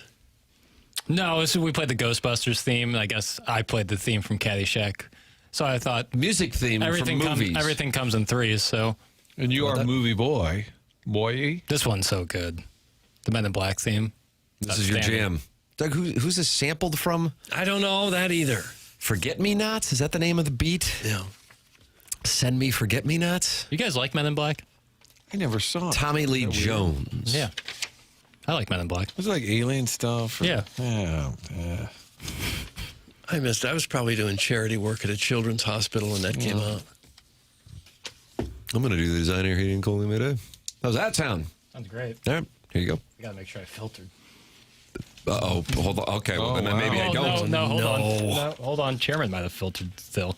Isn't he working on a film in Napa? Why would he be filtering? I think it's so because it's early. there. It's West Coast time. Oh, this is a guy who gets and he here. wakes up early. He wakes up at like 3 a.m. back here. Was not filtered. Give me a moment. My apologies. All right, how about this? Great interview with Skip Schumaker, but it's time for real talk.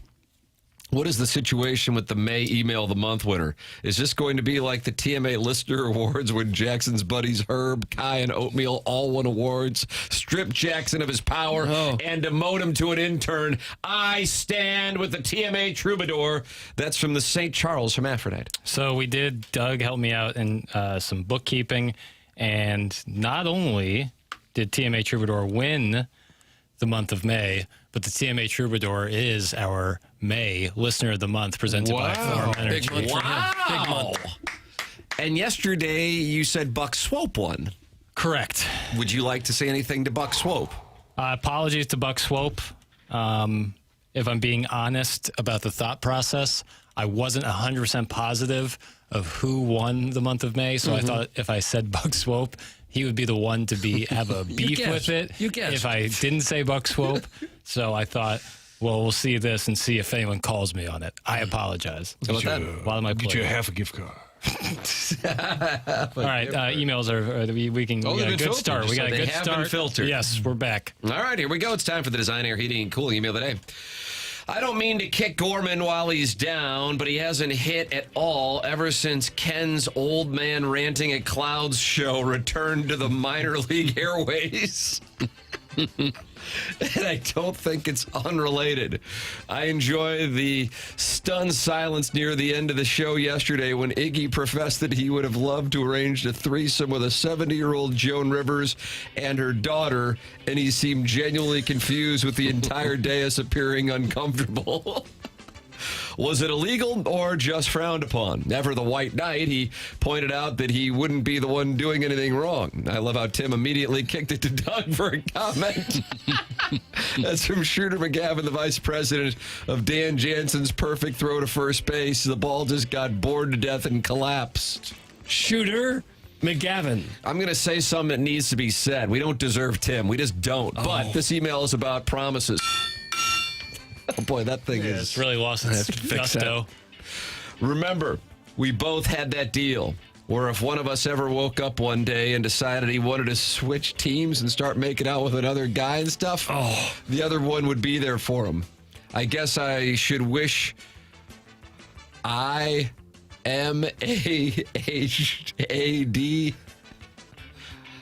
Doug, IMAHAD. I'm head. Made that deal with somebody else, but I don't. Okay, proofread before you send anything in here. Who was it, Tim? Well, there's still more. Well, I'm so tired of this. I've been feeling crazy even thinking about it, but now that I know you feel the same way too, I don't feel crazy anymore. So how about you take me down to your Sunset Hills Rathskeller and nope. Who was it? Kevin Miller, wasn't it? It was Kevin Miller, wasn't it? Mouse say tongue action. Kevin Miller, you've been suspended a period of 2 days' time, and a letter is going into your file, my friend. Does that mean they are ineligible to win? Yes, No, it does. if it got read, it's eligible. Yes, it That's does. right. That's the policy. Sure does. Dear Dossier, I woke up early this morning to the soothing rhythmic flapping of plastic bags against my window. Nature's alarm clock. I leapt out of bed to prepare my signature gourmet dish, pancakes lovingly glazed in bacon grease, a true flex of my cardiovascular ambition. I then did the laundry in the vacant apartment across the hall. Resourceful, not illegal, before heading out to grab birdseed for my squatter sparrow roommate. When I got back, I flipped on the Shake and Bake Open to monitor my wildly sophisticated betting portfolio. A 50-cent six-way parlay and $1 on Chris Nagel as the outright winner at 18,000 to 1 or plus 180 or plus 1,800. Doesn't really matter. He was playing well, so I cashed out at $10 when Wellington must have tipped Chris off.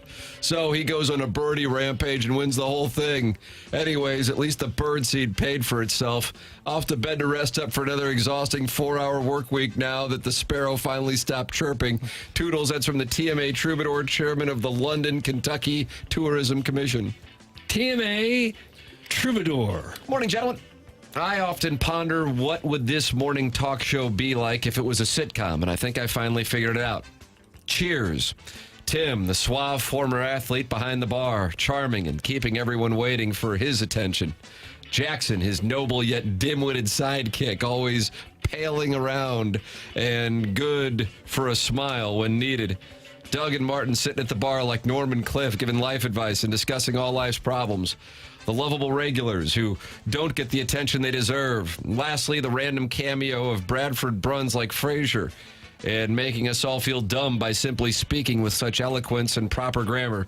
Cheers and God bless America. It's a Mongo. How about Bradford Bruns in there? I'm glad Bradford got thrown in there. That's Kelsey Grammer.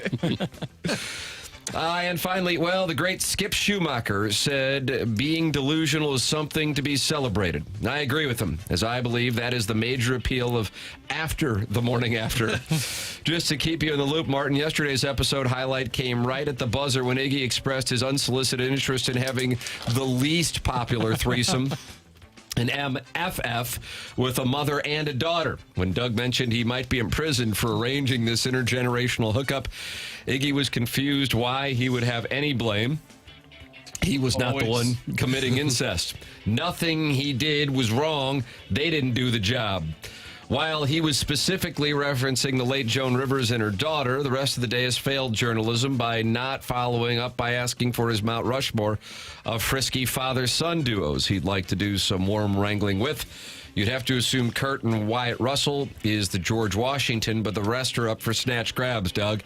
That's from the Poor Film Student. Poor Film Student. And that's what we have for the Design, Air, Heating, and Cooling email of the day. We shall vote and announce the winner at approximately 10:55. BK and Ferrario coming your way at 11 o'clock. There it is. Martin, you've got onboarding to tend to. Big day, I know, on Tuesdays, historically on the program. We are headed into our 10 o'clock hour. The program's called The Morning After. It's presented by Brown & Crouppen on 101 ESPN.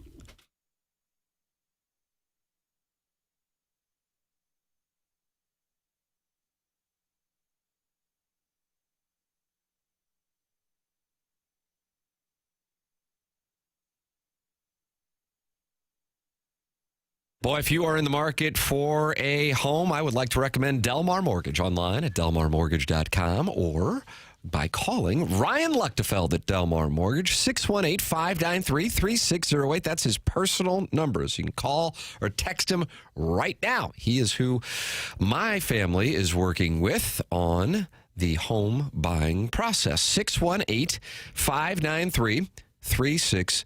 You're going to get that personal local touch, but Delmar Mortgage and Ryan provide all the necessary technology to make the process smooth and easy. We just completed that process, and it truly was smooth and way easier than I thought it would be. Pre-approvals and fast-track options that will make your offer stick out to local sellers and listing agents with closings in as little as 2 weeks. That's Delmar Mortgage, online at delmarmortgage.com, and Ryan Luchtefeld's number, 618-593-3608. That's 618-593-3608. Ryan Luchtefeld and Delmar Mortgage.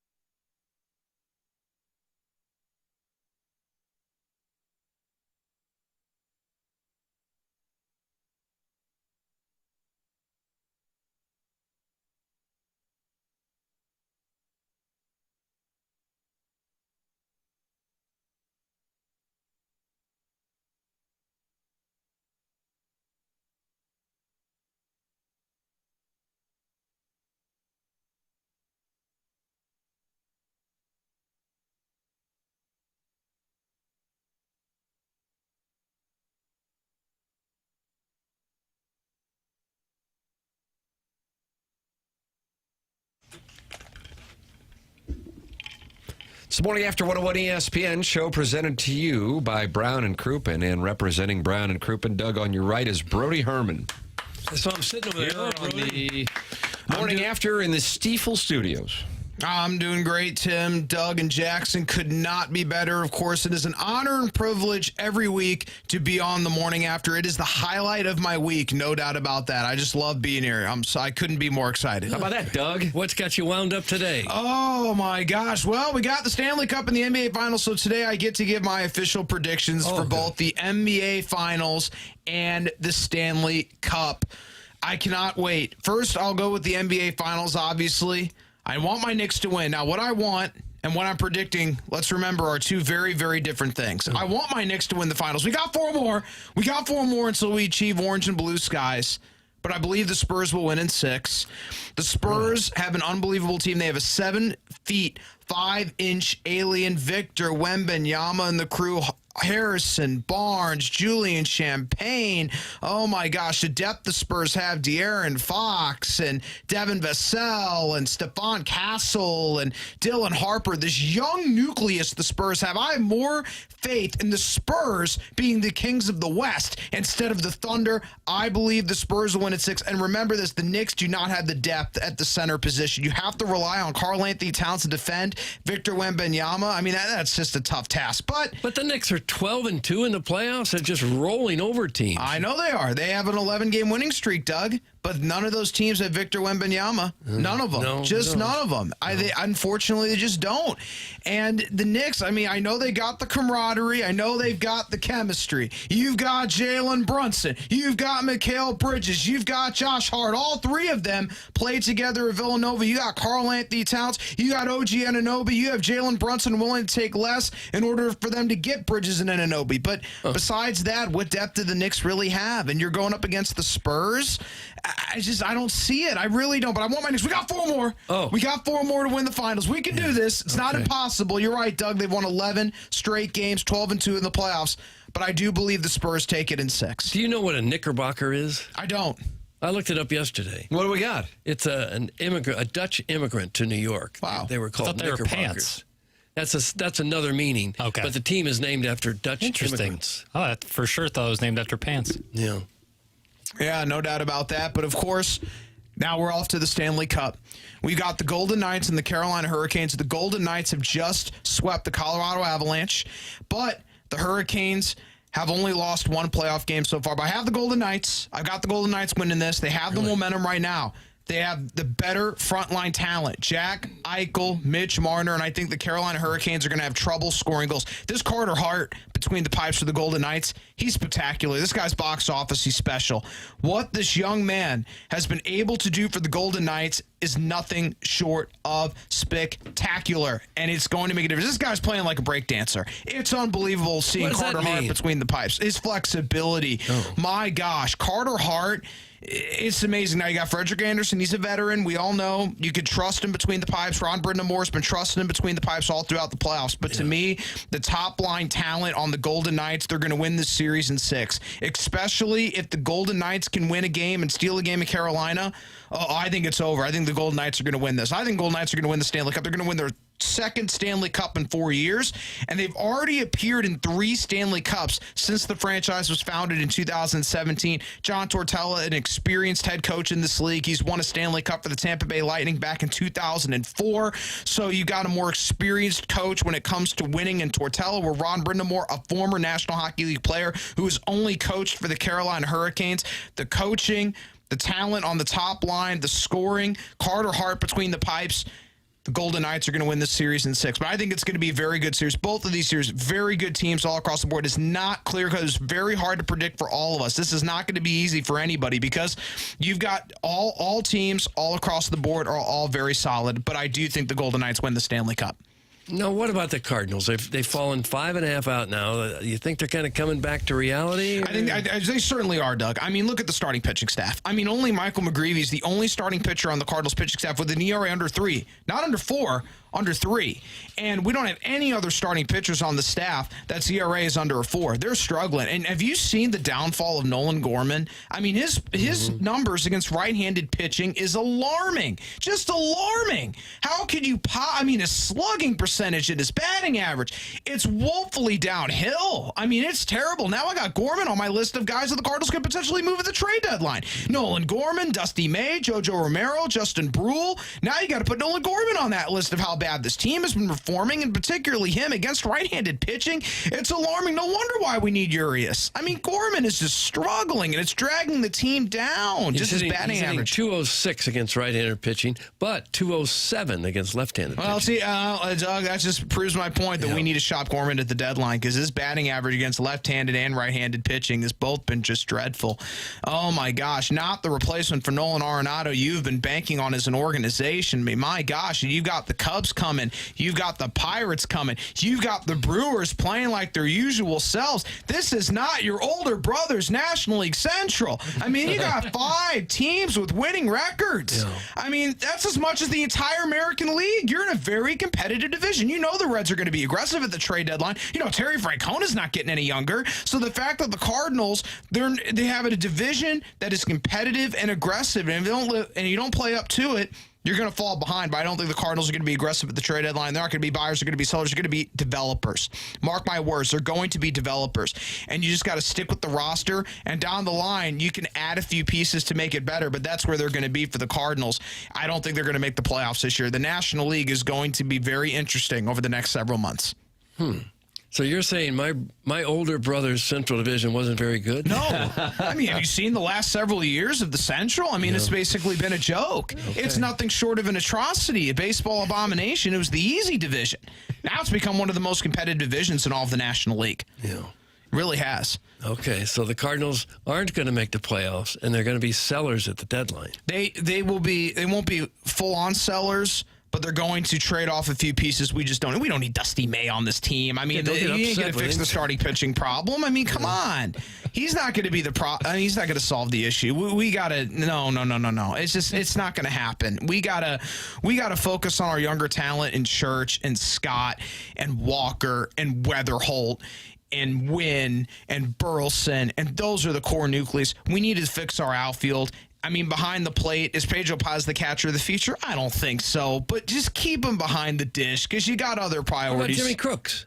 Possibly. All right. Well, I mean, possibly. We'll see. We'll see if he can steal some runs. I don't know. We need something. We need to find guys that can manufacture runs. We got to do a better job. I mean, our starting pitching, you got to have an offense that's scoring 5-6 runs a game, and that's tough to do. It really is. And you lost last night to the Rangers 2-1. You're 3-7 in your last 10. And Jacob deGrom makes it tough. We do not do a good enough job of making it tough on the other team. We just don't. We're not a tough team to play against. That's why I was so happy about the Tarps Off crew, because they actually made Busch Stadium a tough place to play, because we're not a tough team to play against. And that's the problem with the Cardinals over the last several years. We're just not a tough team to play against. And that's a huge issue. What makes a team tough to play against? I think better players, probably. It's a valid point. I think starting pitchers that can get strikeouts. I think guys that steal a lot of bases. I think bunting makes it tough against the other team. I think hit and run, squeeze plays, great defense, particularly in the shallow areas, preventing teams from hitting in the opposite field. Those are teams that are tough to play against. Not the teams that can hit a bunch of home runs. That's a given. That's an obvious answer. But that's the real fundamental answer. Preventing opposite field hits, stealing bases, bunting, squeeze plays, and your starting pitchers and your relievers getting strikeouts, not just guys getting ground outs. It's a huge difference maker.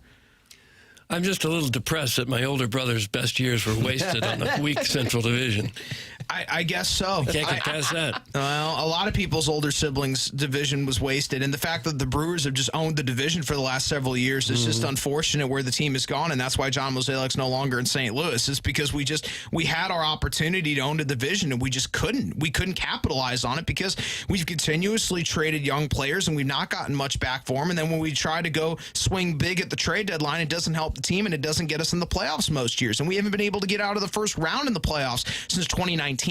So we've just been struggling. We have not found a nucleus yet that has been able to get us to the playoffs. And the National League is only going to get more competitive. You got the Diamondbacks, you got the Padres, you got the Cubs, you got the Braves, you got the Phillies, who since Don Mattingly has become manager, my gosh, have they just been a different team? My goodness. It's not easy. And it's not, they're not willing to spend. They don't have a high payroll. It's not easy anymore to win in baseball. And I'm talking about getting to the World Series. I'm not just talking about just getting to the playoffs. I'm talking about getting to the World Series. And that's hard. But we have won 11 championships. But let's be honest here. The Cardinals are not the hot free agent destination they used to be. I mean, the Cardinals used to be an organization players want to play for. Now, they're really not, because they're not in that upper echelon of payroll. They don't have the recent winning success that attracts the top free agents anymore. So you're basically stuck of, we got to succeed and win in the trades. We have to draft well. I mean, we don't know what Liam Doyle's going to be, but we'll see. I hope Liam Doyle helps the starting pitching problem. I hope Gerangelo Cenja helps the starting pitching problem. But it's not going to happen in 2026. That will happen in 2027, 2028, 2029 is going to fix the starting pitching problem. But for the Cardinals, historically, you've got to have guys. I mean, we haven't been an historic pitching franchise by any stretch of the imagination. I mean, besides Bob Gibson, Dizzy Dean, Chris Carpenter, I mean, what starting pitching have we had that's really top of the line? This is not a franchise that's had a plethora of Hall of Fame starting pitchers, but you need enough at least to win a World Series, and we've had enough to win 11. Now, hopefully, we have enough down the line to win 12. Well, I was always led to believe the players here don't want to be overpaid, and they play for the fans, not the money, and not the money. That's correct. Well, Doug, you have such a good heart, Doug. You really do. I love it. He just patted you on the head. Thank you. That's Brody Herman, Brown and Crouppen representation here on the morning after, giving us his thoughts. The official predictions, Brody, once again, so we can monitor these for the NBA Finals and the Stanley Cup Final. Absolutely. It'll be the San Antonio Spurs, I believe, in 6, and I believe the Vegas Golden Knights in 6. So I'm going with the West. I'm going all West here. All West all the time. Brody Herman, we always appreciate the time. Brody, thank you so much. Thank you so much, gentlemen. That is Brody Herman of Brown and Crouppen. We'll take a break, come back with more TMA 101 ESPN.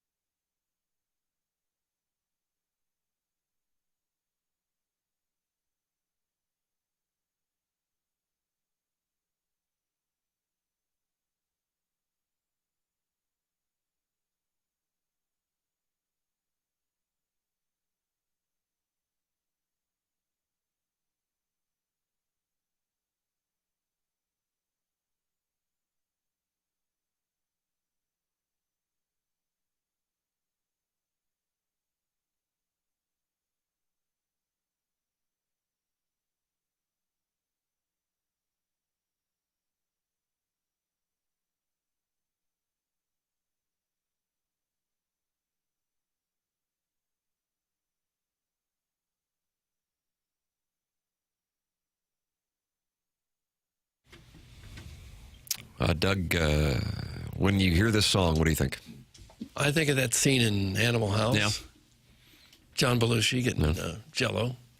Eating food out of the garbage. The program's called The Morning After. It is presented to you by Brown and Crouppen. We broadcast from the Stiefel Studios. Tim McKernan, Doug Vaughn, Little Jackie Papers, who loves the rascal Puff, will have the winner of the Design Air Heating and Cooling email of the day coming up at about 10:55. Doug, you know anything about Design Air Heating and Cooling? Well, sure, and you should know something, too. If you have an air conditioner or a furnace, I think most people do, and sooner or later, something's probably going to go wrong with that, or maybe it won't. If you call them and get in with the maintenance plan, well, they'll come out and do a regular service on your air conditioning system or your furnace, and then perhaps you can avoid any kind of big problem down the road. Seth Goldcamp, fourth generation family member, running and owning Design Air Heating and Cooling. They've been around since 1904. At Design Air, they believe in honest work. You're not going to be sold something that you don't need. So whether you're dealing with the St. Louis cold or the summer heat, they have got your back with dependable service and no-pressure solutions. Visit designairservice.com. Schedule your service today. Design Air is comfort you can count on since 1904, and even better yet, they are home of the handsome repairman. You might want to request the dashing Steve, or perhaps the bold and daring Adam. Design Air brings the heat. They got the UFL playoff game coming up here, taking on the Louisville Kings on Sunday. What are you doing, Jackson? Are you going to it? Are you going to watch party? What are you guys? Probably a watch party. You have a watch party? Yeah. That's what they're going to have to do if you are a fan of the Orlando Storm, though. We've been monitoring this situation. The UFL's Orlando Storm will play a home playoff game at Bethune-Cookman in Daytona Beach after a deal was struck between the university, the city, and the Daytona Beach Police Department. ESPN, Ticketmasters, and concessionaires in Orlando. J.C. Carnahan reported that the Storm were originally being forced to play the home playoff game next weekend in Columbus, Ohio. Why would they do that? They're being forced to play in Columbus? How can someone force you to go to Columbus? Nearly 1,000 miles from their home in Orlando. The league, in an original release, said the stadium is unavailable on that date due to prior commitments connected to hosting an international soccer match. The England men's national soccer team will face Costa Rica in Orlando at that time.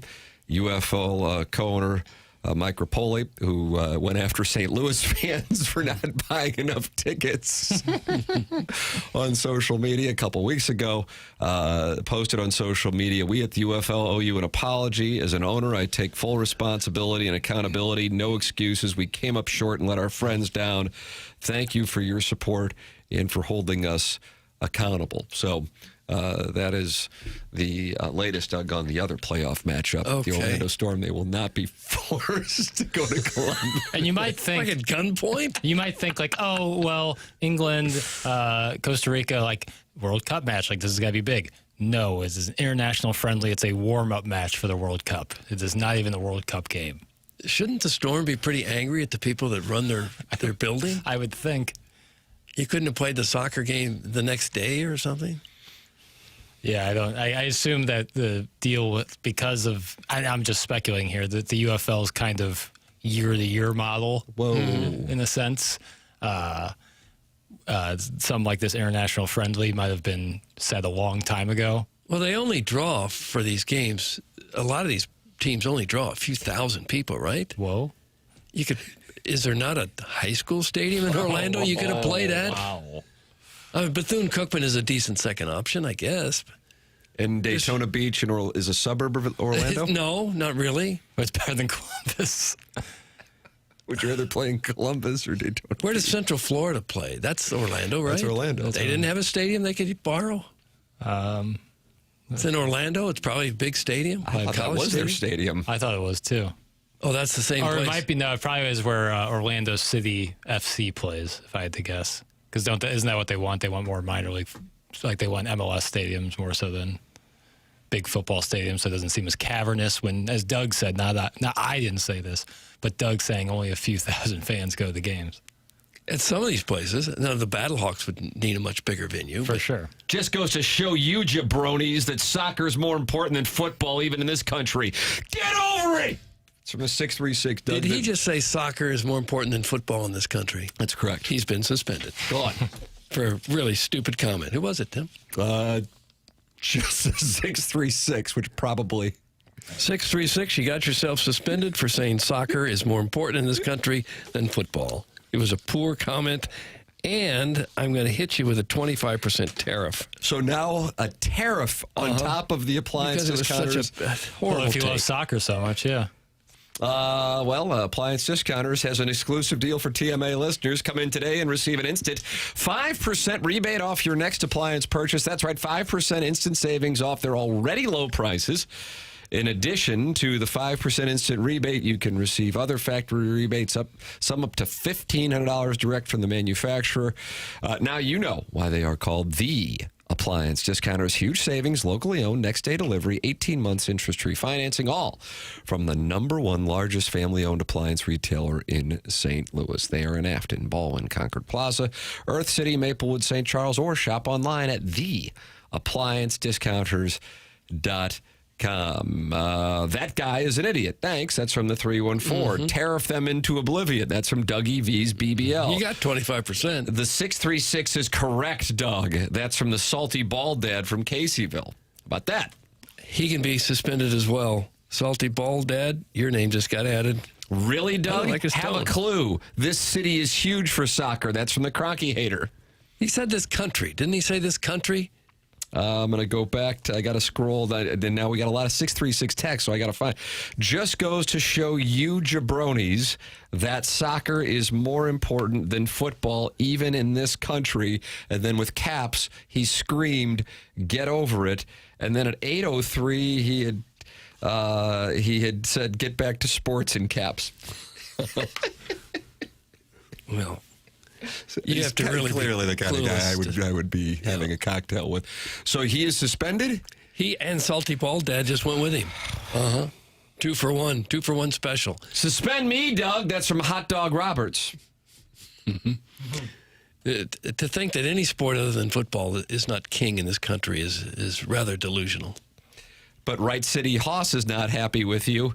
Doug, we get it. You hate the UFL. No need to be hateful. Did they turn you down? Period. FIR, a commentary job? For a commentary job. Yeah, Doug was angling for it hard. I really wanted that Storm job. I really wanted to go down there. Well, at least now you're finally acknowledging why you've been attacking the Orlando Storm for moving their playoff game to Columbus. No, I didn't attack him. I thought I'm just surprised in a city the size of Orlando that there is no better option than going to Daytona Beach. Go play like Epcot or something. I mean, it's a big town. There's got to be some other large venues that can handle a crowd of 10,000 or so. Yeah. If they get that many. We should do the show from Disney World one year. Why not? Yeah. The stadium the Storm play at is the UCF Stadium. The soccer team also plays there. It is the only Orlando stadium. That is from the 660. Okay. Frustrated, clearly. I guess that's possible. Doug, have you ever done play-by-play? Have you done a couple of high school state championship games on is that right? On Channel 4. Yeah. Probably hard. High school? High school is hard because you don't know the history of anybody. Right. And I called the schools and talked to what I was hoping was a PR type person. I said, can you give me some information on the schools, something interesting to say about the coach? No, not really. No, thank you. Can I get a list of famous, maybe well-known graduates of school? Nah. Okay. Football is and always has been for the fats and for the dumbs. That's from the Salty Bald Dad from Caseyville. Okay. Are we actually defending football in this country? We have to do that? Soccer sucks. Next. It's from Well Endowed. Boy, this topic about Orlando having to play a playoff game in Daytona Beach after nearly having to go to Columbus, Ohio has created. Very Webster versus Cottleville. And I hate to see it. Yeah. I hate to see it. Because you can like both, you know? How many people in St. Louis do you think truly cares where the Storm plays their playoff game? Well, I mean, the winner of the Storm game plays potentially your St. Louis Battlehawks. If people were upset about anything, it was just the fact that they were originally being forced to go to Columbus, Ohio. What do you think There's nothing between Orlando and Columbus, Ohio that's a little closer. What do you think the energy is going to be like there in Columbus for that game? Well, they're in Daytona Beach now. Oh, Yeah. what do you think the energy will be like in Daytona Beach? Well, it'd be better than what it would have been in Columbus. Yeah. I guess that was going to be at the Big Horseshoe. Who knows? Maybe. How about the University of Florida, Florida State? South Tampa would have a place. They got Daytona Beach. They worked it out with the city of Daytona. Soccer guys are dorks. I mean, they are the absolute worst. Chug bleach, you mouth-breathing Nancy's. Doug, that's from Beercats. Yeah. Now he's... That was a strong comment. Well done, Beercats. He's going, I will take you all to the Battlehawks playoff game Sunday. Go or quit talking trash, Doug. That's from the Right City Hoss. I'm not talking trash. We're talking locations for the Orlando Storm's playoff game. This is that nobody gives a rip about. This is giving me big market moves vibes. Steeple market moves. Listen to that right there. I like the song. Yeah, this is so I think we're all dropping the idea of for Orlando Storm having to play away from their stadium. But I did, the Athletic actually, the cool thing, a World Cup cost calculator. Speaking of soccer. Okay. So let's say, Doug, pick a country. Any country will do. They'll play in the World Cup. Coming from England. All right, England. There we go. That's actually what I had up. Okay. You want to see them play Ghana and Boston? Yeah, not really. Okay. Well, with travel, that's going to cost you just south of $3,000. Oh, sure. Sign me up. All right. I'm in. I'll go too. Because I'm so passionate about the Ghana soccer team. The most expensive front row seat, which is sold earlier this month for $32,970. Oh, Lord. And I'm sure someone will pay, right? Yeah, and if you wanted to stay under that, you'd have to, let's say you're seeing a game at MetLife Stadium, which of course will be called New Jersey Stadium for this, you'll have to stay 25 miles away from because there's New no Jersey. rooms available. Well, if you want to stay under 500 a night. So it's exciting. I love the World Cup, but this is crazy. It is. A Right City fat having Battlehawks playoff tickets and taking these texts personally is just too damn perfect. Insert chef kiss emoji here. That's from Mrs. Janny Shanahan. That's tough. What, So you a say, lot Right of City? Battlehawk fans are Right City fats. Yeah. Do you think they'd also be? What's the Twin Cities? Festus and Crystal City. Yeah, that's right. I'm off then. I don't know where Right City is. Sorry. It's just a little bit west of Wentzville. Okay. My apology. My ignorance is showing. You drive by it every time you go to Columbia. Right City? Yeah. I feel like I go through Wentzville and then next town would be like Warrenton. No? Spend a Sunday at Amsterdam Tavern, Douglas. You'll see. That's from the Cronky Hater. Amsterdam Tavern. Is that here in town? Mm-hmm. It's like Tower Grove area. Famed soccer cocktail lounge. That would convince me that soccer's more popular than football in this country. No, but it's a good time. I've been there. I'm sure it is. It's got a nice little back patio. Oh, has it? The Cronky Hater says, sounds like Doug really enjoyed the Austin Davis and Sean Hill era of football I grew up with. That's from the Cronky Hater. He also said you need to go to Amsterdam. I watched a lot of that. Poor Sean Hill. They couldn't give him a helmet that fit. Tiny ass little helmet. You guys don't kink shame, so why shame people who spend cash on something they enjoy? For the record, I'm not. That's from Irish Peaches. Okay. I got a little something for that. Oh, what do you got? I don't. I don't need that condescension. Landed a couple haymakers there, it sounded like. And then some. Tell Mrs. Gianni Shanahan I'll take her too. She sounds like she could use a date. That's from Right City Hoss, who has invited us to join him at the Battlehawks game. Oh. I can assure you to the Right City Hoss that that's a guy. How dare you? I just can assure you that is a guy. I would like to go to the Battlehawks game, but I'm not much interested in going to the Storm game in Daytona Beach. I'd like to go I guess in the summer. It's probably hotter than hell in Daytona. Doug, what does this mean? Right city, wrong town, Michael Jackson, look it up. That's from Mo Green. Right city, wrong town. Michael Jackson, look it up. Look it Right up. city, wrong town. Michael Jackson, look it up. Did he have that lyric in one of his songs? He talked about Right City? Right city, probably not W-R-I-G-H-T city. Probably R-I-G-H-T city. Right. I don't know. I'm just trying to make some sense out of a cornball email. I got nothing on that. Okay. On that. Let's not worry about it then. There's a famous 1986 manhunt where the fugitive involved name was Michael Wayne Jackson as he terrorized the residents of Wright City, Missouri for 11 days. How about that? Huh. Mm-hmm. Right Is that City, a true Michael story? Jackson, Doug, look it up. On September 22nd, 1986, Michael Wayne Jackson shot and killed his parole officer in Indianapolis during a 13-hour violent crime spree across Indiana, Illinois, Missouri. After crashing a stolen Cadillac in the median of Interstate 70, Jackson fled on foot in the dense woods just outside of Wright City, Missouri. Massive 10-day search. But they caught him. No. They didn't catch him? Oh, he's still out He's there. still out there. It's a Wright City fat. The story goes that he ended his own life. Oh. Doug, Wright City Hoss says you're in. We have the best tailgate in St. Louis, too. So you're in. You made the cut. I'll try to stop by. As a rule, Missouri boy, I have grown to love soccer. The Amsterdam Tavern was a big part of that. It's such a fun sport to watch once you understand the rules and the ins and outs of the game. That's from the 314. Yeah. I think I understand the rules that are so complicated. There's offsides, don't use your hands. That's about it. Oh, I can't go to the Battle Hawk game. I'm going to the Cardinal game Sunday. Are you? Yeah. Cardinal game's a regular season game. Yeah. 1:15 first pitch. I on believe Sunday? so. Yeah. Against the Reds. Yeah. 10-game homestand, or 10-day homestand, I should say. Hearing Doug say cornball gave me uncharted levels of dopamine. That's from the 618. Uncharted. I do like the term cornball. It's not bad. You could offer me front row Battle Hawk tickets to the championship game and I'll still pass.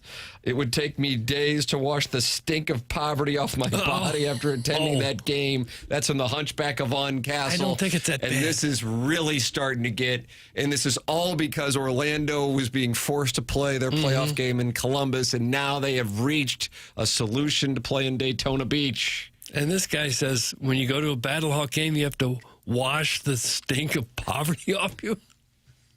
God, that's harsh. Well, Doug, I have a carport. the Battlehawks game starts at 5, so you can go to both. That's from Spartan 4-4. Ooh, well, Cardinals will go from, 1 to 4 or something? Yeah, and then you can tailgate with the guy from Wright City. I guess it's possible. Nice. So you got a big Sunday coming up. Well, yeah, I said possible. But think about it. You'll be hot from the ball game on Sunday. You go have a Arnold Palmer at the tailgate with this guy from Wright City, and then you go into the air-conditioned dome. Maybe you can take a little nap because the lights are so low. And then afterwards, wash the stink of poverty off my shirt. That sounds like a pretty full day. It's going to rain Sunday, Doug. Go to the Hawks game. Oh. Stop making excuses. That's from Lee May Ace. So Wright City and Lee May are coming for you. Is it? I see a 50% chance of rains, but my Apple app always says there's Yes, a that's chance of correct. rain almost every day. But then you go into it, you hit precipitation, and it's like 0.05 inches of rain. So, yes, by definition, it will rain. That is why the Apple app is chastised by the meteorologist community. Okay. Doug, on my Facebook feed, the friends who are Battlehawk fans fall into such a stereotype, it's not funny. That's from the 314. What is soccer guy? Boy, soccer and Battlehawks just taking hits. What is soccer guy's defense of allowing games people pay money to see end in 0-0 ties? Also pretty sure the Thunder had SGA watching soccer in the film room to craft his game/acting abilities this year. That's from Carlos Spicy. We enter now all of a sudden the Oklahoma City Thunder and SGA took a hit. Mm-hmm. What is that about? It's the popular thing to say on Twitter, so I'm sure As much what's as the popular? Shea is a flopper and got it. a free throw merchant as he's described, but he's also Free throw merchant. 2-time. And you say Martin's a nostalgia merchant, and SGA's a free throw what merchant? SGA is a 2-time MVP. That's what SGA is. How about that, Doug? There's no questioning there's a lot of flopping going on in soccer, though. No doubt. There's flopping going on in basketball. Yeah. But I say it's on the league and the officials to get rid of that. You're going to blame the players for doing the smart thing. I think in soccer they do it as much as anything just to get a breather. 100%. And if you can earn your team a free kick from a good position, that could make you score a goal. And talking about 0-0 ties, a lot of games are very low scoring. Hey, salty bald dad, go get a beer at Caseyville Inn with your toothless friends and leave sports talk to people with an IQ over 60 after the morning after might be more your speed. That's from Beercats. Hold on. Is our show at 11 o'clock denser than this one? Can it get more dense than this? Yeah, buh. He's steering the Hoosiers to the Strode program. Clip that off. That's so good. I've been to a City SC game. I'd rather watch paint dry. It's from the mayor of Melville. I had a good time. They're fun to go to. I'd rather watch Angel Reese throwing up bricks than 1 minute of a soccer game. Soccer sucks. Some sad panda. Can we please stop talking about soccer? I thought this was a sports show. From Doug Glatt. Well, you just can't please anybody, can you? We're just trying to do our best. Amen. Amen.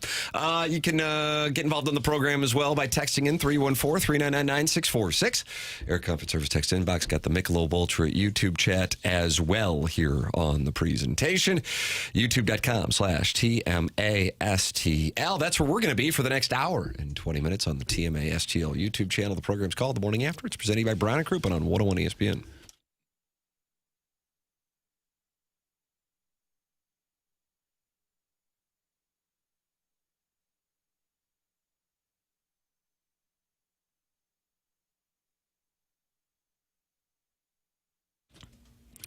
TMA is proud to be sponsored by Stiefel. Puts us in great company. They also sponsor the Cardinals, the Blues, the Stiefel Charity Classic, Stiefel Theater, the U.S. National Ski Team. Just a fantastic company. And it's true, good things come to those who wait. At Stiefel, great things come from knowing when to act. For 135 years, Stiefel has helped individuals, families, and business owners make thoughtful financial decisions. Founded in St. Louis in 1890, Stiefel combines deep local roots with national capabilities. From customized wealth management to investment banking and traditional banking, Stiefel delivers fully integrated solutions designed for complex financial lives, whether you're growing, preserving, or transitioning wealth. That same long-term mindset is why Stiefel proudly supports TMA, because they know success is all about timing and knowing when the moment is actually the moment. Investing, banking, advising. Stiefel, where success meets success. Stiefel Nicholas and Company Incorporated, member SIPC and NYSE.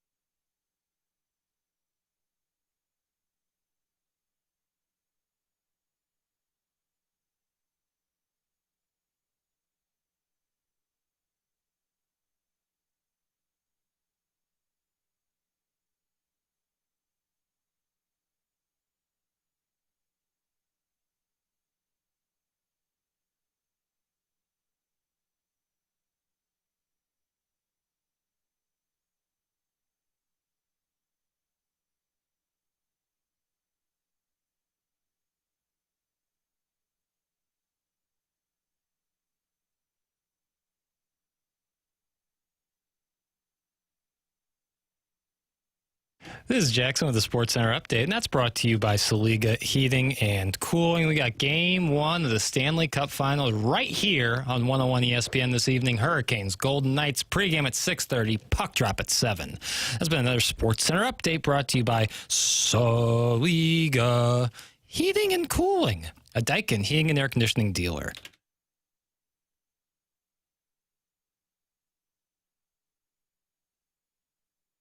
All right, Doug, they're not happy with each other. Okay. All it was what I thought. I'm like, okay, I got a little anecdote here because the Fastlane's giving away tickets to the Battlehawks home playoff game against the Louisville Kings. And I saw the copy sitting here right on this little stand. I don't know if my pincers can reach it because I'll slide off the phone books. There you go. Don't hurt your nubbins. And then I saw, nubbins for lovin's. And then I saw the story in the Sports Business Journal that the UFL's Orlando Storm was not going to be able to play in their home stadium, which is where UCF plays, because they're hosting, as Jackson calls it, international friendly, and he wanted to emphasize that, for the England men's team. When they would take on Costa Rica at the same time. So then they were being forced to play their game in Columbus. That's the sentence we didn't understand. Who can force you to play in Columbus? And why wouldn't you just play closer than that?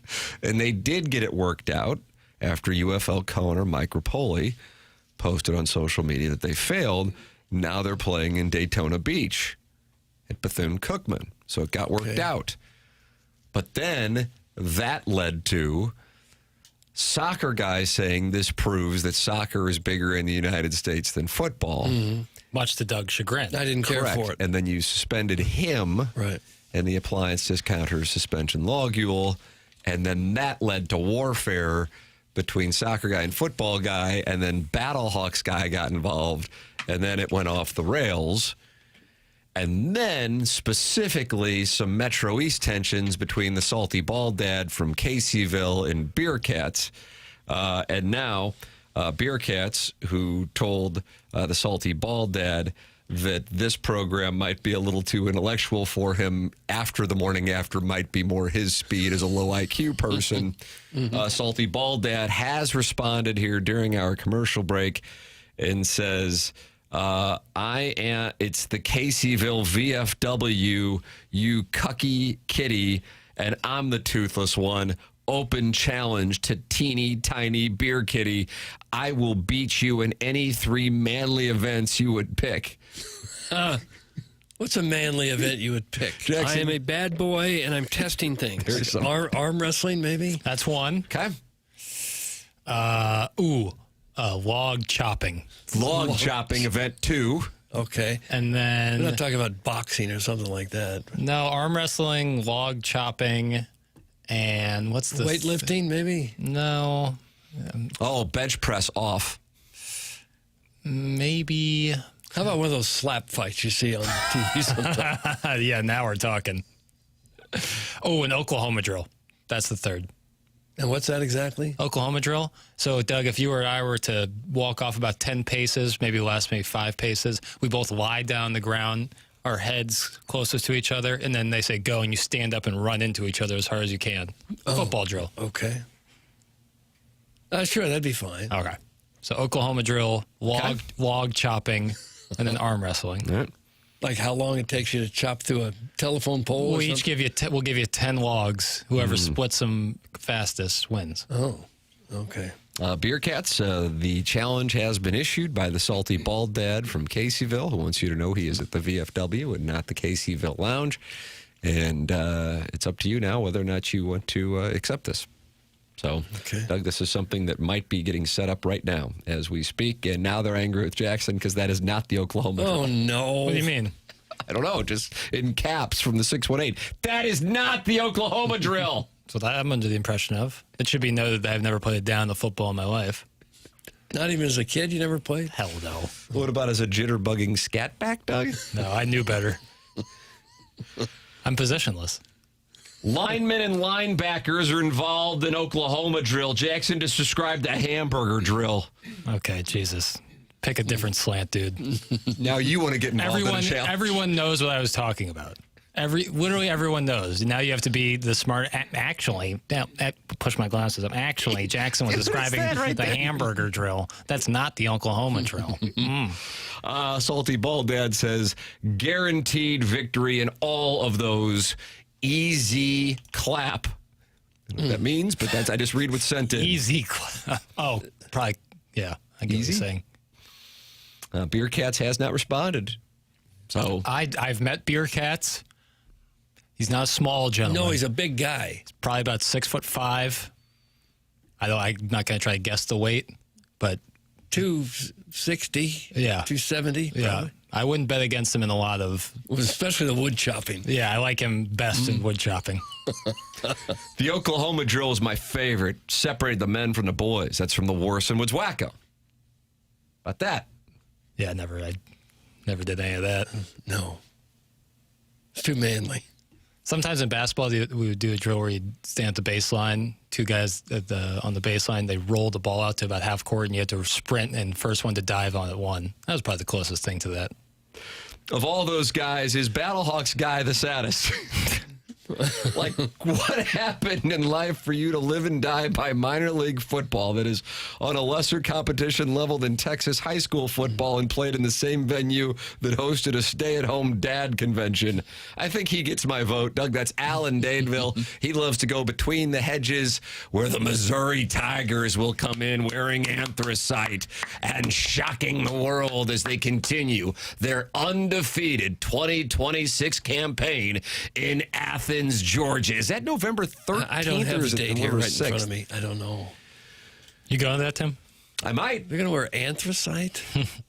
There was a big, I think it was like some sort of 10-year anniversary of like when Nike unveiled all that stuff.